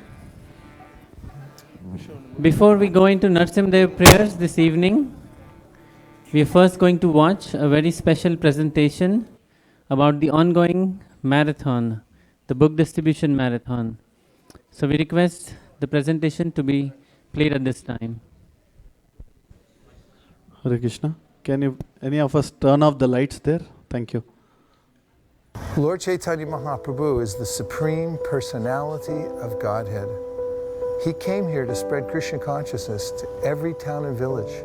And he made a prediction that his message would be sent all over the world. But how would that happen?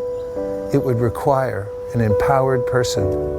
Someone who had love of God in their heart. That person was Srila Prabhupada, His Divine Grace, A.C. Bhaktivedanta Swami. Join the Srila Prabhupada Marathon 2019. Get transcendental, irreplaceable return gifts for your donations, like a Nrsimha Kavacha, Tulsi Ganga water touched to Lord Chaitanya's personal Gamsha, and a special blessing yagya at Govardhan Hill during Kartik for you and your family.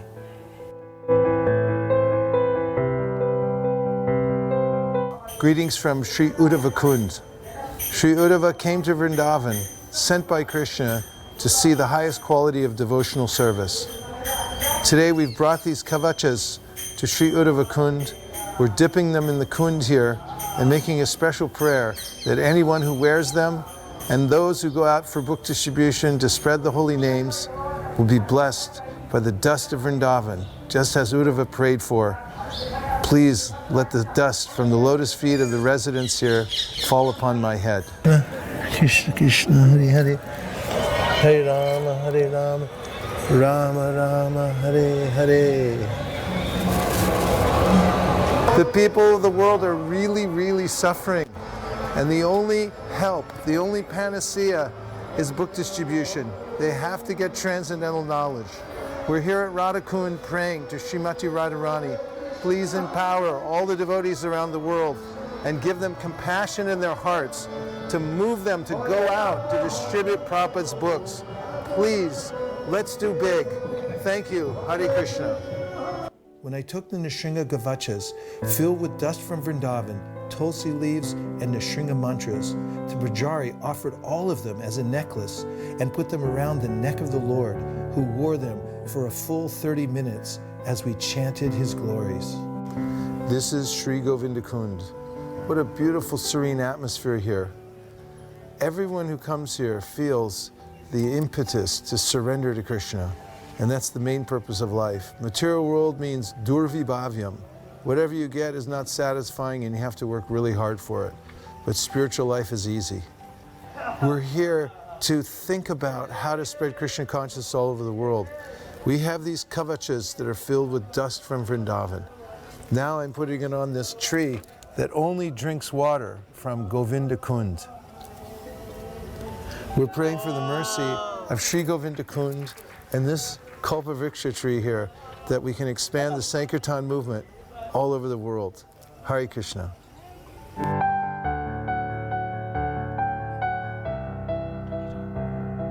In this beautiful golden frame is a tiny thread from Lord Chaitanya's Gamsha. It was given to one of my godbrothers from a Gamsha that's been held at the Radharaman Mandir in Vrindavan, India for almost 500 years. A Gamsha that Lord Chaitanya Mahaprabhu gave to Gopal Bhatta Goswami. This has special spiritual potency. I'm going to be bringing this around with me to many places in the world to offer darshan and to enliven the devotees to expand the Sankirtan movement. Let's all pray to Lord Chaitanya Mahaprabhu for his mercy to expand the distribution of Srila Prabhupada's books. All glories to Sri Chaitanya Mahaprabhu. Thank you for your generous donations. Every penny is going for spreading the Sankirtan movement all over the world through transcendental book distribution. May Lord Chaitanya bless you and yours. Hare Krishna.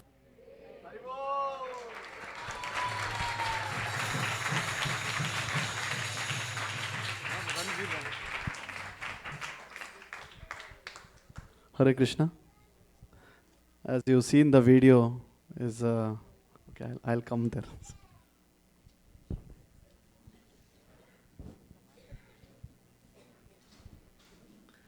So before Narshing Aarti, we have this for December marathon. We are doing major book distribution. So we are, as you see, all the levels of for the fundraising. So today we'll take a pledges from the devotees and distribute these books to all the places. And Vaisheshika Prabhu personally distributing in the prison houses, and we also distribute in San Francisco. And even we now distributing in India also, in the remote villages. So this is the day for the opportunity. You can help us to distribute Bhagavad Gitas. It's called Shastradan. Prabhuji would like to say a few words. Thank you.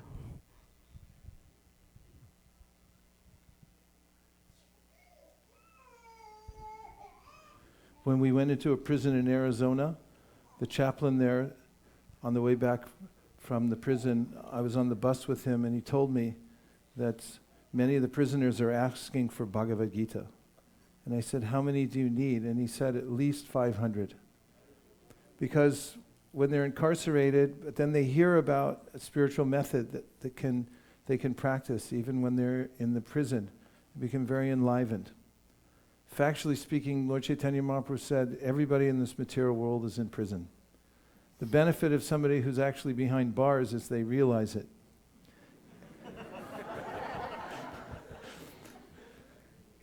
So the main purpose of life is to get this transcendental knowledge, and Chaitanya Mahaprabhu said, it's like meeting an astrologer who's able to look into your chart and tell you that actually you don't belong in this material world, you're not a poor person, you actually belong to Krishna in the spiritual world. And this is the only thing lacking in the world nowadays. People are sincere, no doubt. Americans, Indians, Swedes, Mexicans, all over the world, people are trying to find ways to make a better society, a better world, and to be better themselves, but lacking transcendental knowledge and the solution of the Bhagavad Gita and the Srimad Bhagavatam.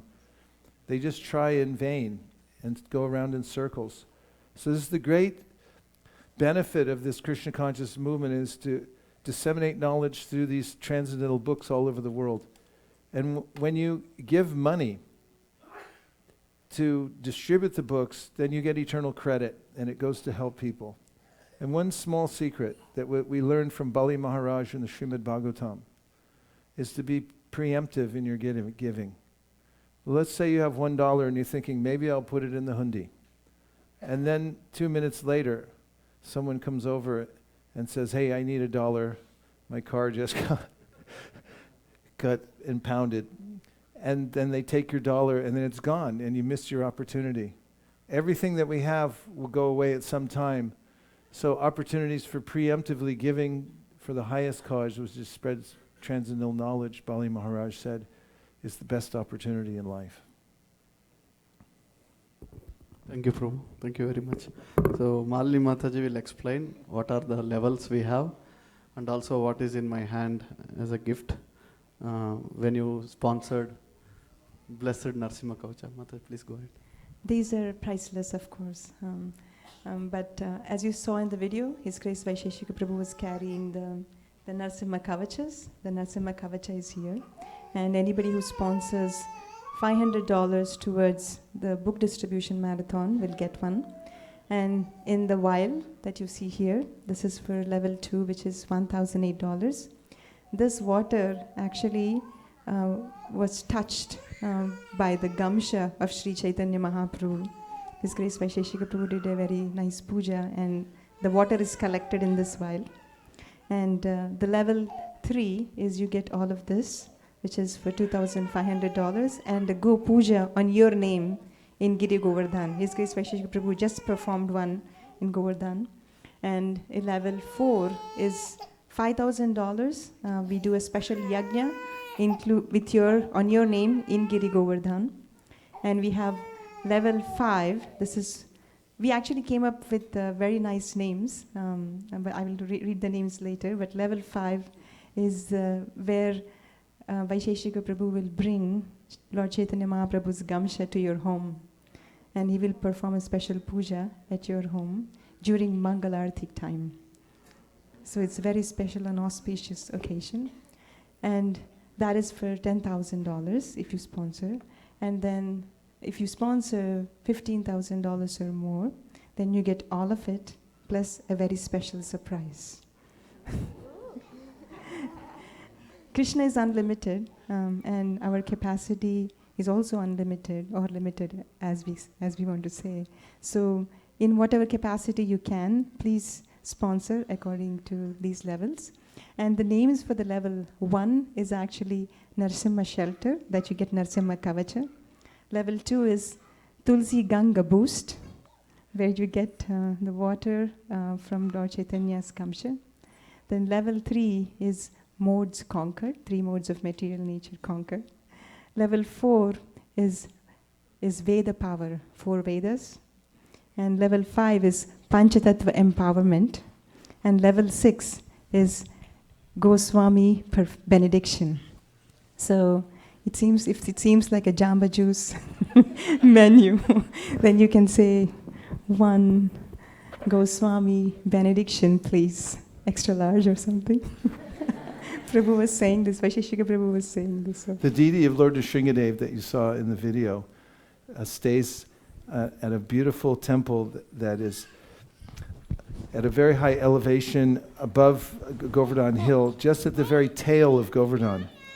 And it's one of the most blissful temples in Govardhan. Lord Nrsingadev resides there and removes the obstacles for anyone who comes to Vrindavan so that they can actually be in the Dham and worship peacefully without any anarthas in their heart. Okay. So it says in the Shastra, Prasanga Majaram Pasham Kavayo Viduhu Saheva Sadrushu Krato Moksha Dwaram Apavritam. You just take the association of a sadhus, even in a shorter time, you will open for the liberation. Moksha Dwaram Apavritam. So it's Vaisheshika Prabhu will coming your home, and he just went to Vrindavan and he'll spend time at Mangalarti time. It's a very great benediction, and those who bought houses, you can see me, and you can take these sponsorships, and we'll make sure that all your donations you are giving today will go to the book distribution, every penny. Okay. I'd like to sponsor, I'd like a Nrsinga shelter for my wife Nirakula. Haribo! Since I practically never get her. Okay, that's a so we have Shiv Kumar Prabhu in the back. Shiv Kumar Prabhu, yes. Second, okay. Tulsi Ganga Boost for Shiv Kumar Prabhu. Haribol! Nam Smaran Prabhu. Namasmaran Prabhu, Go Puja, level 3. Haribol. It's an increment, number 4. Let's go for number 4 and 5 now. Okay, those who can come and take. Now, one thing is you can help. Anytime somebody sponsors, you have to say Hari Bol really loud. Try to make the roof move about an inch up.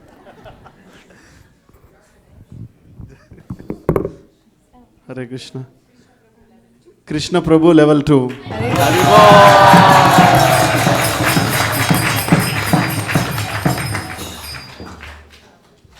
Okay.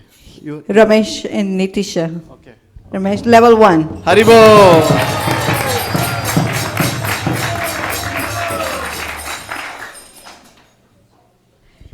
Balimardhan Prabhu, level 2. Haribol! Valimadan Prabhu. Haribol.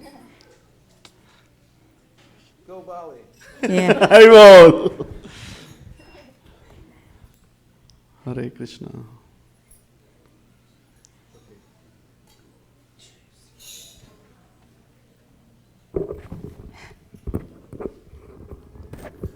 We don't want to hold up prasadam, and we only have a few more minutes left. So, yes? Rajendra Kumar Prabhu in the back. Level 1. Mom, is that approved? Rasheshwari, are you approving it? Okay, so Rasheshwari and family, level? 6.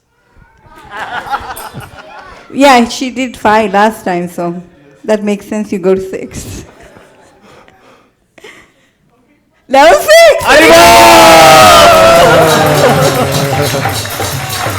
Haribo! Haribo! Haribo! Haribo!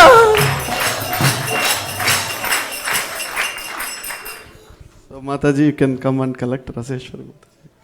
Yes, please come forward and collect. This is very rare and very fortunate that we have this.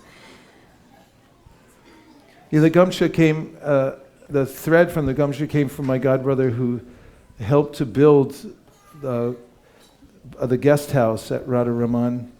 And the Goswami who runs that there was very appreciative. And he personally went on the altar and he took one of the threads from Lord Chaitanya's original Gamsha. This is prasad that was used by Lord Chaitanya Mahaprabhu himself when he was on the planet 500 years ago. And then he put it in a golden frame. And so last year this devotee gave me Prabhupada's lota, and this year he gave me the thread from the Gamsha. And specifically, it's a harbinger of good fortune for those who worship it, to bring empowerment for spreading the Sankirtan movement and good fortune into one's life. And since we're running out of time, I'm going to have to count down because we're going to have to take prasad really soon. We have some. Prabhu, can you please say your name? Banu Prabhu. Banu Prabhu. Nourishing a level 1. Haribo! And So, Ankit and Bharat, level 2 for Vaisheshika Prabhu and Mother Nirkola. Haribol! We also take, actually, do you know this mercy is also available through the phone. We are digital well, right? So please text at 408-515-5292.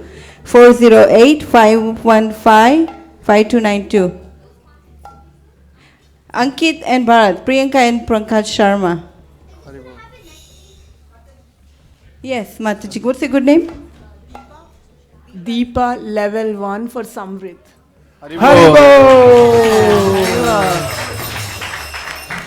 I'm not feeling the roof move by 1 inch for the Haribol. And also, we are running out of time, so I'm going to have to count down from 10. And when we get down to 0, then... Sorry, Prabhu. Okay. The Ranga Prabhu is this. Venkatesh. Venkatesh. Level 1. Level Venkatesh 1. Rangala. Haribol! Level 1.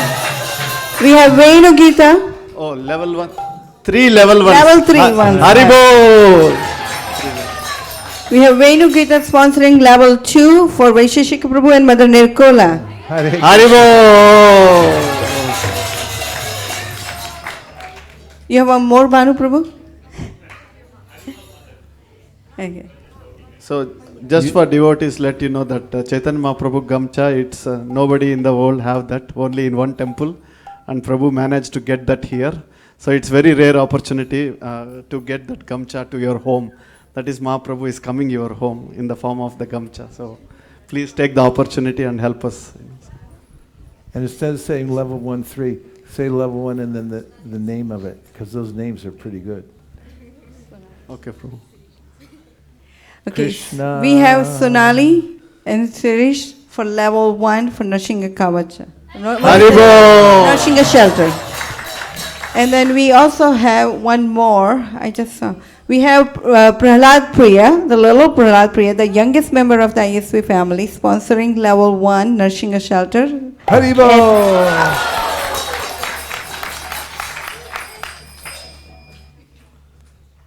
Now we're going to count down. Okay, we have one more. Bhagya Lakshmi and sponsoring level 1. Nourishing a Shelter. Krishna 10, Krishna 9, Krishna 8, Krishna 7, Krishna 6, Krishna 5, Krishna 4. We have Gayatri Mataji here and Prabhu in the back, Ashok Prabhu right behind, and sponsoring level 1, Nourishing a Shelter. Haribo! Krishna 10, Krishna 9, Krishna 8, Krishna 7, Krishna 6, Krishna 5, Krishna 4, Krishna 3, Krishna 2, Krishna 1, Krishna point 5, Krishna point 125. We have Mayapur Vihari Prabhu for maybe Radhanath Maharaj today? Level 6. Level 6?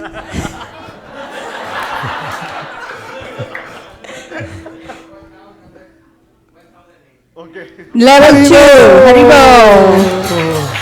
Krishna 10, Krishna 9, Krishna 8, Krishna 7, Krishna 6, Krishna 5.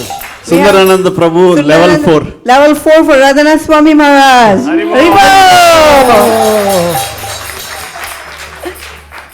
Krishna 10, Krishna 9, Krishna We have 8. Halda Rupa Prabhu. Level 5 for Radhanath Swami Maharaj. Haribo!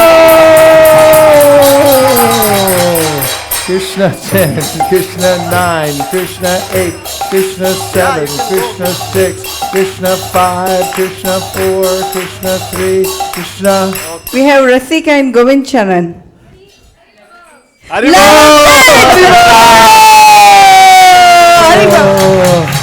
Krishna 10, Krishna 9, Krishna 8, Krishna 7, Krishna 6, Krishna 5, Krishna 4, Krishna 3, Krishna 2, Krishna 1, Krishna point 5. We have text message from Asim Paul, level 1. Thank you, Asim Prabhu. Haribo. Krishna 10, Krishna 9, Krishna 8, Krishna 7, Krishna 6, Krishna 5, Krishna 4, Krishna 3, Krishna 2, Krishna 1, Krishna point 5, Krishna point 125. Krishna Purushottam. Level 3, Go Puja. Haribo. Krishna 10, Krishna 9, Krishna 8. We have one here. We have Karthik's parents sponsoring level 1. Haribo! Krishna 10, Krishna 9, Krishna 8, Krishna 7, Krishna 6, Krishna 5, Krishna 4, Krishna 3, Krishna 2, Krishna 1, Krishna point 5. Shamrupa Prabhu, level 1 for Radhanath Swami Maharaj. Haribo! Krishna 10, Krishna 9, Krishna 8, Krishna 7, Krishna 6, Krishna 5, Krishna 4, Krishna 3, Krishna 2, Krishna 1, Krishna point 5, Krishna point 125. We have one. Koladvi Prabhu, level 2. Haribo. We also have Abhijit Prabhu. Sorry. Ashray Madhav Prabhu, level 1. Haribo. Krishna 10, Krishna 9, Krishna 8, Krishna 7, Krishna 6, Krishna 5, Krishna 4, Krishna 3, Krishna 2, Krishna 1, Krishna point 5, Krishna point 125. We have one Srivas Chandra Prabhu, level 2. Haribo. Krishna 10, Krishna 9, Krishna 8, Krishna 7, Krishna 6, Krishna 5, Krishna 4, Krishna 3, Krishna 2, Krishna 1, Krishna point 5, Krishna point 125, Krishna point. We have one more. Prabhu, please say your name. Santosh Prabhu, level 1, Narasimha Shelter. Krishna 10, Krishna 9, Krishna 8, Krishna 7, Krishna 6, Krishna 5, Krishna 4, Krishna 3, Krishna 2, Krishna 1, Krishna point 5, Krishna You point can 1. text us at 408-515-5292. You can text us at 408-515-5292.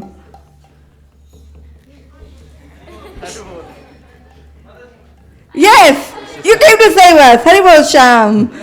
Level 2. Haribo! Krishna 10, Krishna 9, Krishna 8, Krishna 7, Krishna 6, Krishna 5, Krishna 4, Krishna 3, Krishna 2, Krishna 1, Krishna point 5, Krishna point 125. I want to sponsor for Sumudra Gopi Mataji and Ramanand Prabhu level 1. Haribo! Krishna 10, Krishna 9, Krishna 8, Krishna 7, Krishna 6, Krishna 5, Krishna 4, Krishna 3, Krishna 2, Krishna 1. The tree at Govinda Kund is situated with its roots in the water of Govinda Kund. All the trees in that area that are drinking up the water from Govinda Kund. They're very auspicious trees that fulfill all desires. I went there early in the morning at about time when the sun was just coming up, and I felt something very powerful when I was there, and everywhere I took the kavacham, it was a large garland full of them. Every sadhu who saw them, there were sadhus bathing there early in the morning, they were very respectful of them, and they offered blessings. We told them what we were doing, and they offered blessings. So everywhere we went around Govardhan Hill, people saw that, and they appreciated what we were doing, trying to spread Krishna consciousness in the West. So there was something very special about these kavachams this time, just the way at the temple at Nrsingadev on his special hill, the Pujari got really excited, and he put the garland right on the neck of Lord Nrsingadev. Narahari wouldn't take it off. I didn't know if I was going to get it back or not, because he liked it so much. And there's a lot of potency in those kavachams. Krishna 1, Krishna point 5, Krishna point 125. This is for our Guru Maharaj, His Holiness Radhanath Swami Maharaj, for his Vyasa Puja today, level 2, and request all your prayers for him as well. Haribo! Krishna 10, Krishna 9. We have one, Vrindavan Priya Prabhu. Level 2 for Balram and Vrinda. Haribo! Krishna 10, Krishna 9, Krishna 8, Krishna 7, Krishna 6, Krishna 5, Krishna 4, Krishna 3. One more Venkatesh Prabhu. Okay, false alarm. Krishna 2, Krishna 1, Krishna point 5, Krishna point 125. Sundaranand Prabhu. Sundaranand Prabhu. Level 6. No, you just have to go 4 more levels.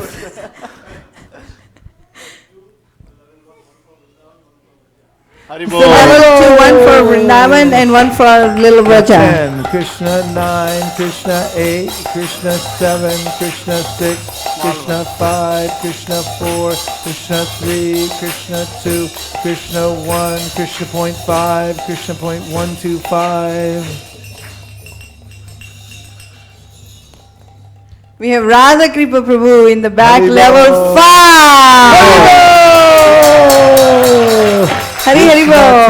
Krishna 10, Krishna 9, Krishna 8, Krishna 7, Krishna 6, Krishna 5, Krishna 4, Krishna 3, Krishna 2, Krishna 1, Krishna point 5, Krishna point 125. Shri Antariksha Prabhu, level 5.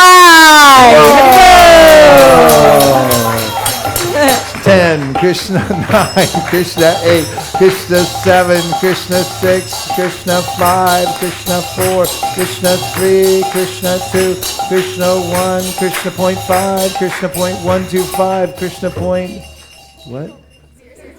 Krishna 00125? I need a mathematician over here. This is Zeno's law. He said you can't ever get anywhere because you got to go halfway before you get this. We have Shraddha sponsoring for Vaisheshika Prabhu and Nirkula Mataji, level 1. Hare Krishna. The 10, Krishna 9, Krishna 8, Krishna 7, Krishna 6. I mean, just getting one from Gita Priya is worth it in and of itself. She's so enthusiastic. When she was, the first time she went to Jagannath Puri and we were leaving after the yatra, she cried all the way to the airport and all the way home too, because she didn't want to leave the Dham. Haribol. Krishna 10, Krishna 9, Krishna 8, Krishna 7, Krishna 6, Krishna 5, Krishna 4. We have Mohini and Vijay sponsoring level 2. Haribol! Krishna 10, Krishna 9, Krishna 8, Krishna 7, Krishna 6, Krishna 5, Krishna 4, Krishna 3, Krishna 2, Krishna 1, Krishna point 5, Krishna point 125, Krishna point 00. Yeah, another one is Prabhu in the back. Sundarananda Prabhu in the back. Now level 6. One for Mother Nirkula, level 2 for Mother Nirkula and Vaisheshika Prabhu. Haribol. 10, Krishna 9. And also we have one here. Purnima level 2. Haribol. Krishna 10, Krishna Purnima 9, Rajarao Krishna Prabhu. 8, Krishna 7, Krishna 6, Krishna 5, Krishna 4, Krishna 3, Krishna 2, Krishna 1, Krishna point 5, Krishna point 125, Krishna point 00125.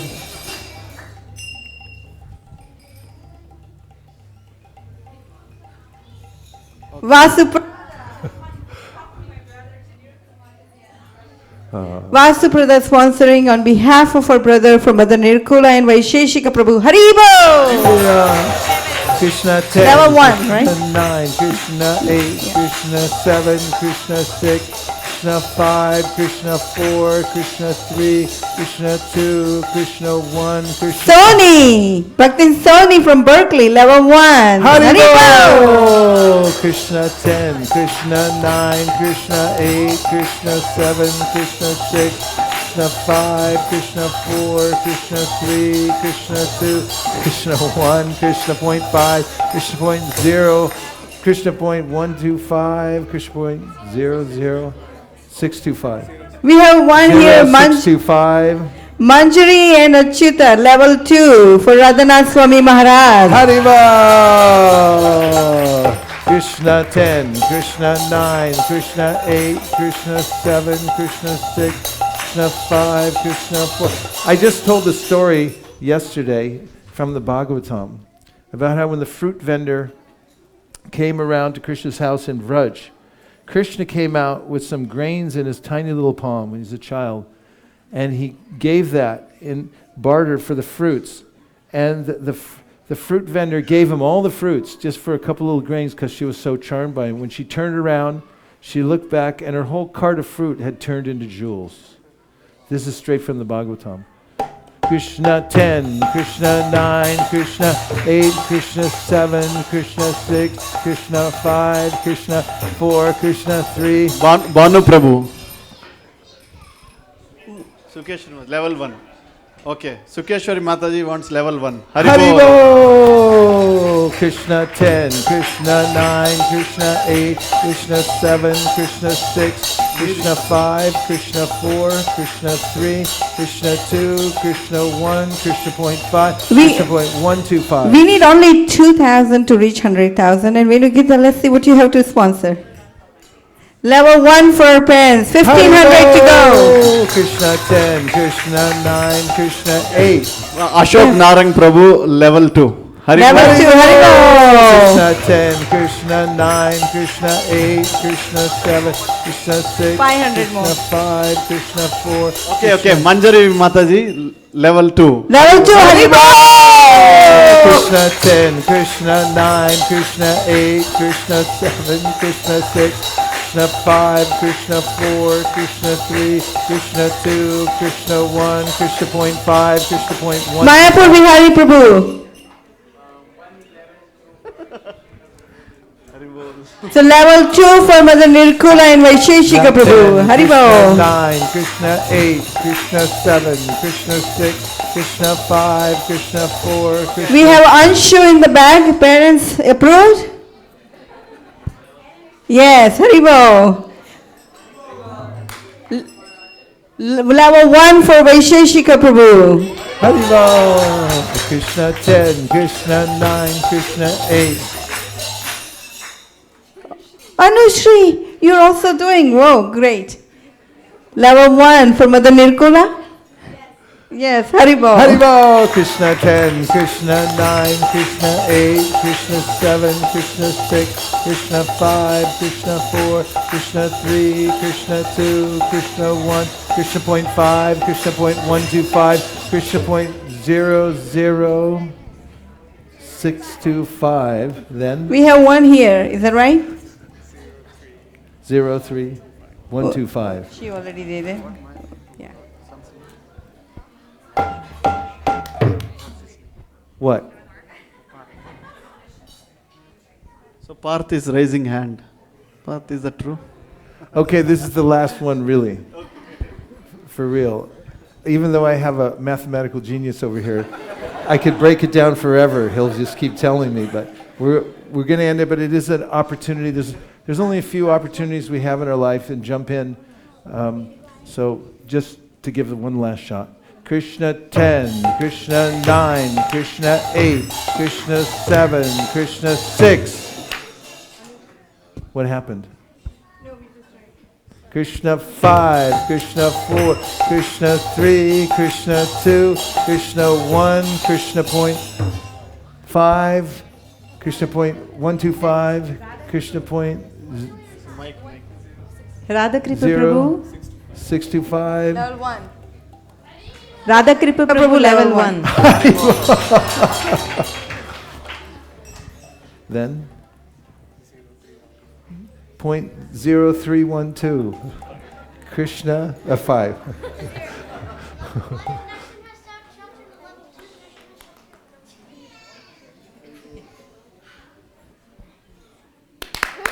Haribo. Hari Haribo! Now, I just wanted to say, if anybody listens to public radio, you know that every once in a while they have a fundraising drive and you have to live through it. So we apologize for anybody who is starving here tonight. We still have to sing Narsimdev prayers. We're going to sing the Shringdev prayers, and then the feast is on. Yeah. Hare Krishna. The final results will reveal soon. Hare Krishna. Thank you. Oh, it's there already. How much? 104,000. Hari Haribo!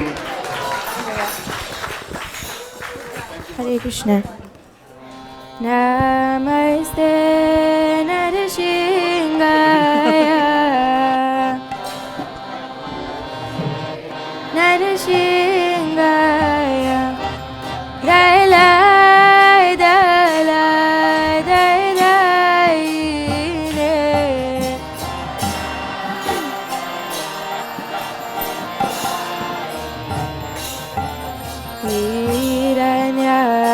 Hiranyakashi Purvaksha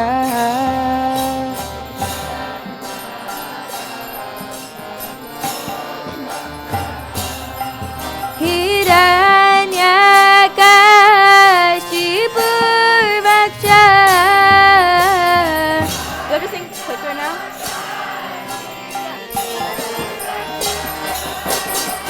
Shila Chankana Kalaye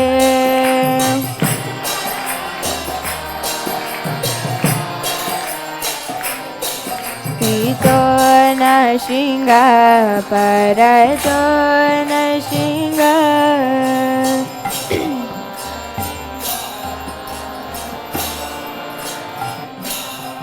Hito Nashinga Parato Nashinga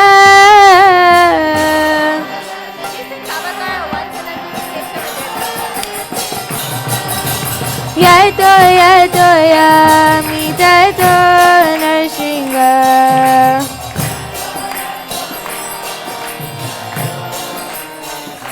Yato Yato Yami Tato Nashinga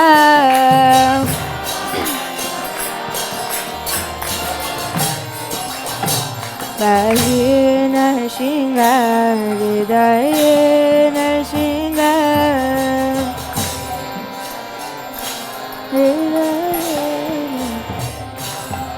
Bahi Nashinga Hridaye Nashinga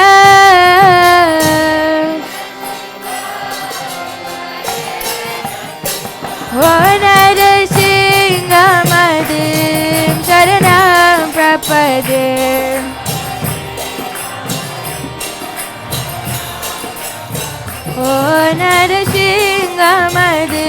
शरणं प्रपद्ये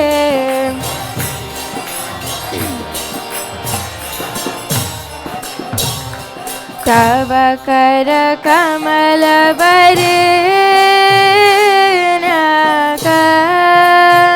अद्भुतशृङ्गां दलिता हिरण्यकशिपु तनुभृङ्गां केशवधृता नरहरिरूपा जय जगदीश हरे जय जगदीश हरे जय जगदीश हरे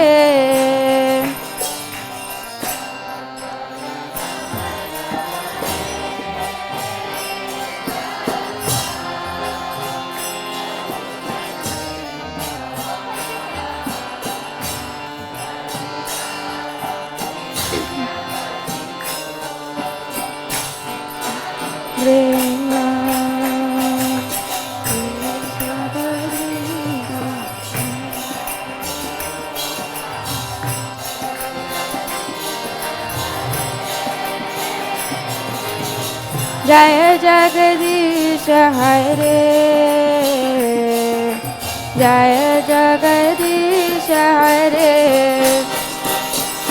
केशवधृता नरहरिरूपा जय जगदीश हरे जय जगदीश हरे जय जगदीश हरे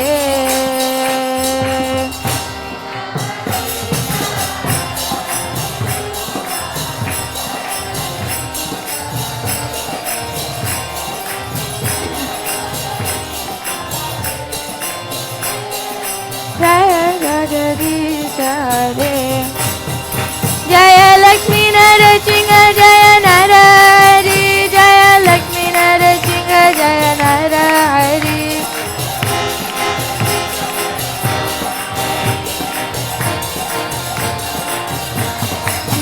जय प्रहलाद महाराज जय प्रहलाद महाराज प्रहलाद महाराज जय प्रहलाद महाराज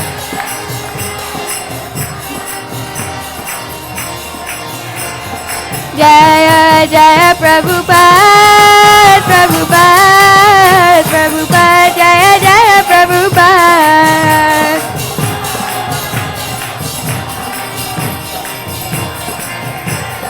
निताय गौर हरि बोल हरि बोल हरि बोल निताय गौर हरि बोल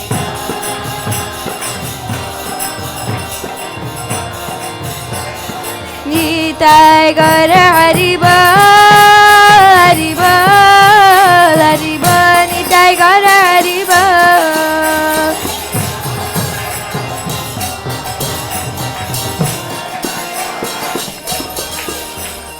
भक्त ज्ञान सिंहदेव भगवान की भक्त शिरोमणि प्रहलाद महाराज की जगत कृष्ण प्रभुपाद की निताय गौर प्रेमानंदे हरि हरि हरि बोल Hare Krishna. In the interest of time, we are quickly going to sing Prasadam prayers. But before we go, we are going to wish a very happy birthday to Niharika, whose birthday is on the 26th.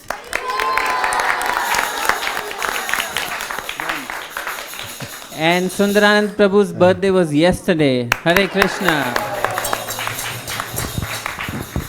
Vanchakalpatrubhyascha kripa sindhubhya eva cha patitam pavanebhyo vaishnavebhyo namo namaha.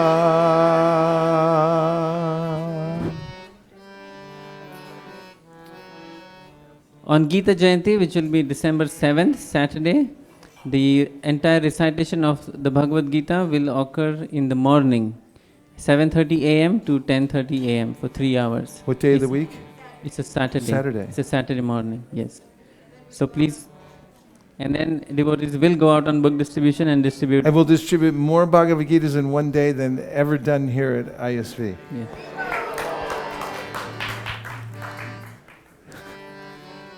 Sharira Dvijaja Jorendriya Tahika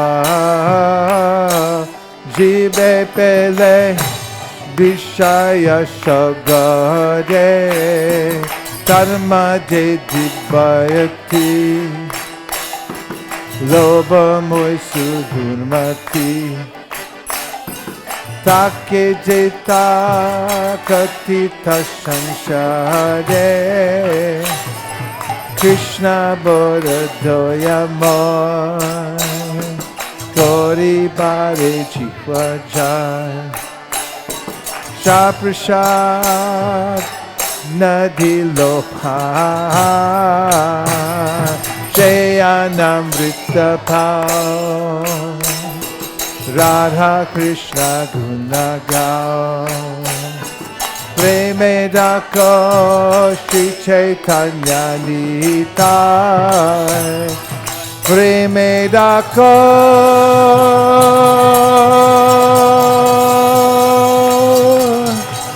Shri Chaitanya Nitai Mavrishare Govinde Nam Brahmani Vaishnave Sappa Punyam Vatam Rajan Vishaso Navijaya Vrishare Sarva Tukanam Hanirasya Upajayate Prasanate Saso Yashu Buddhipaya Vatista Tvayopa Bhukta Shragganda Basalankara Charchitaha Chishta Bojino Dasa Stavamayam Jaimahi Bhagavat Shri Mahaprasada Ki Gaur Premanande Nitai Gaura Haribo Haribo Haribo Nitai Gaura Haribo.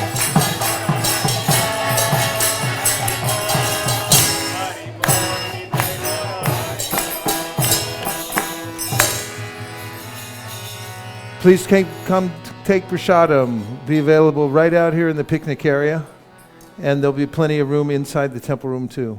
Thank you very much for coming to ISKCON of Silicon Valley. Hare Krishna.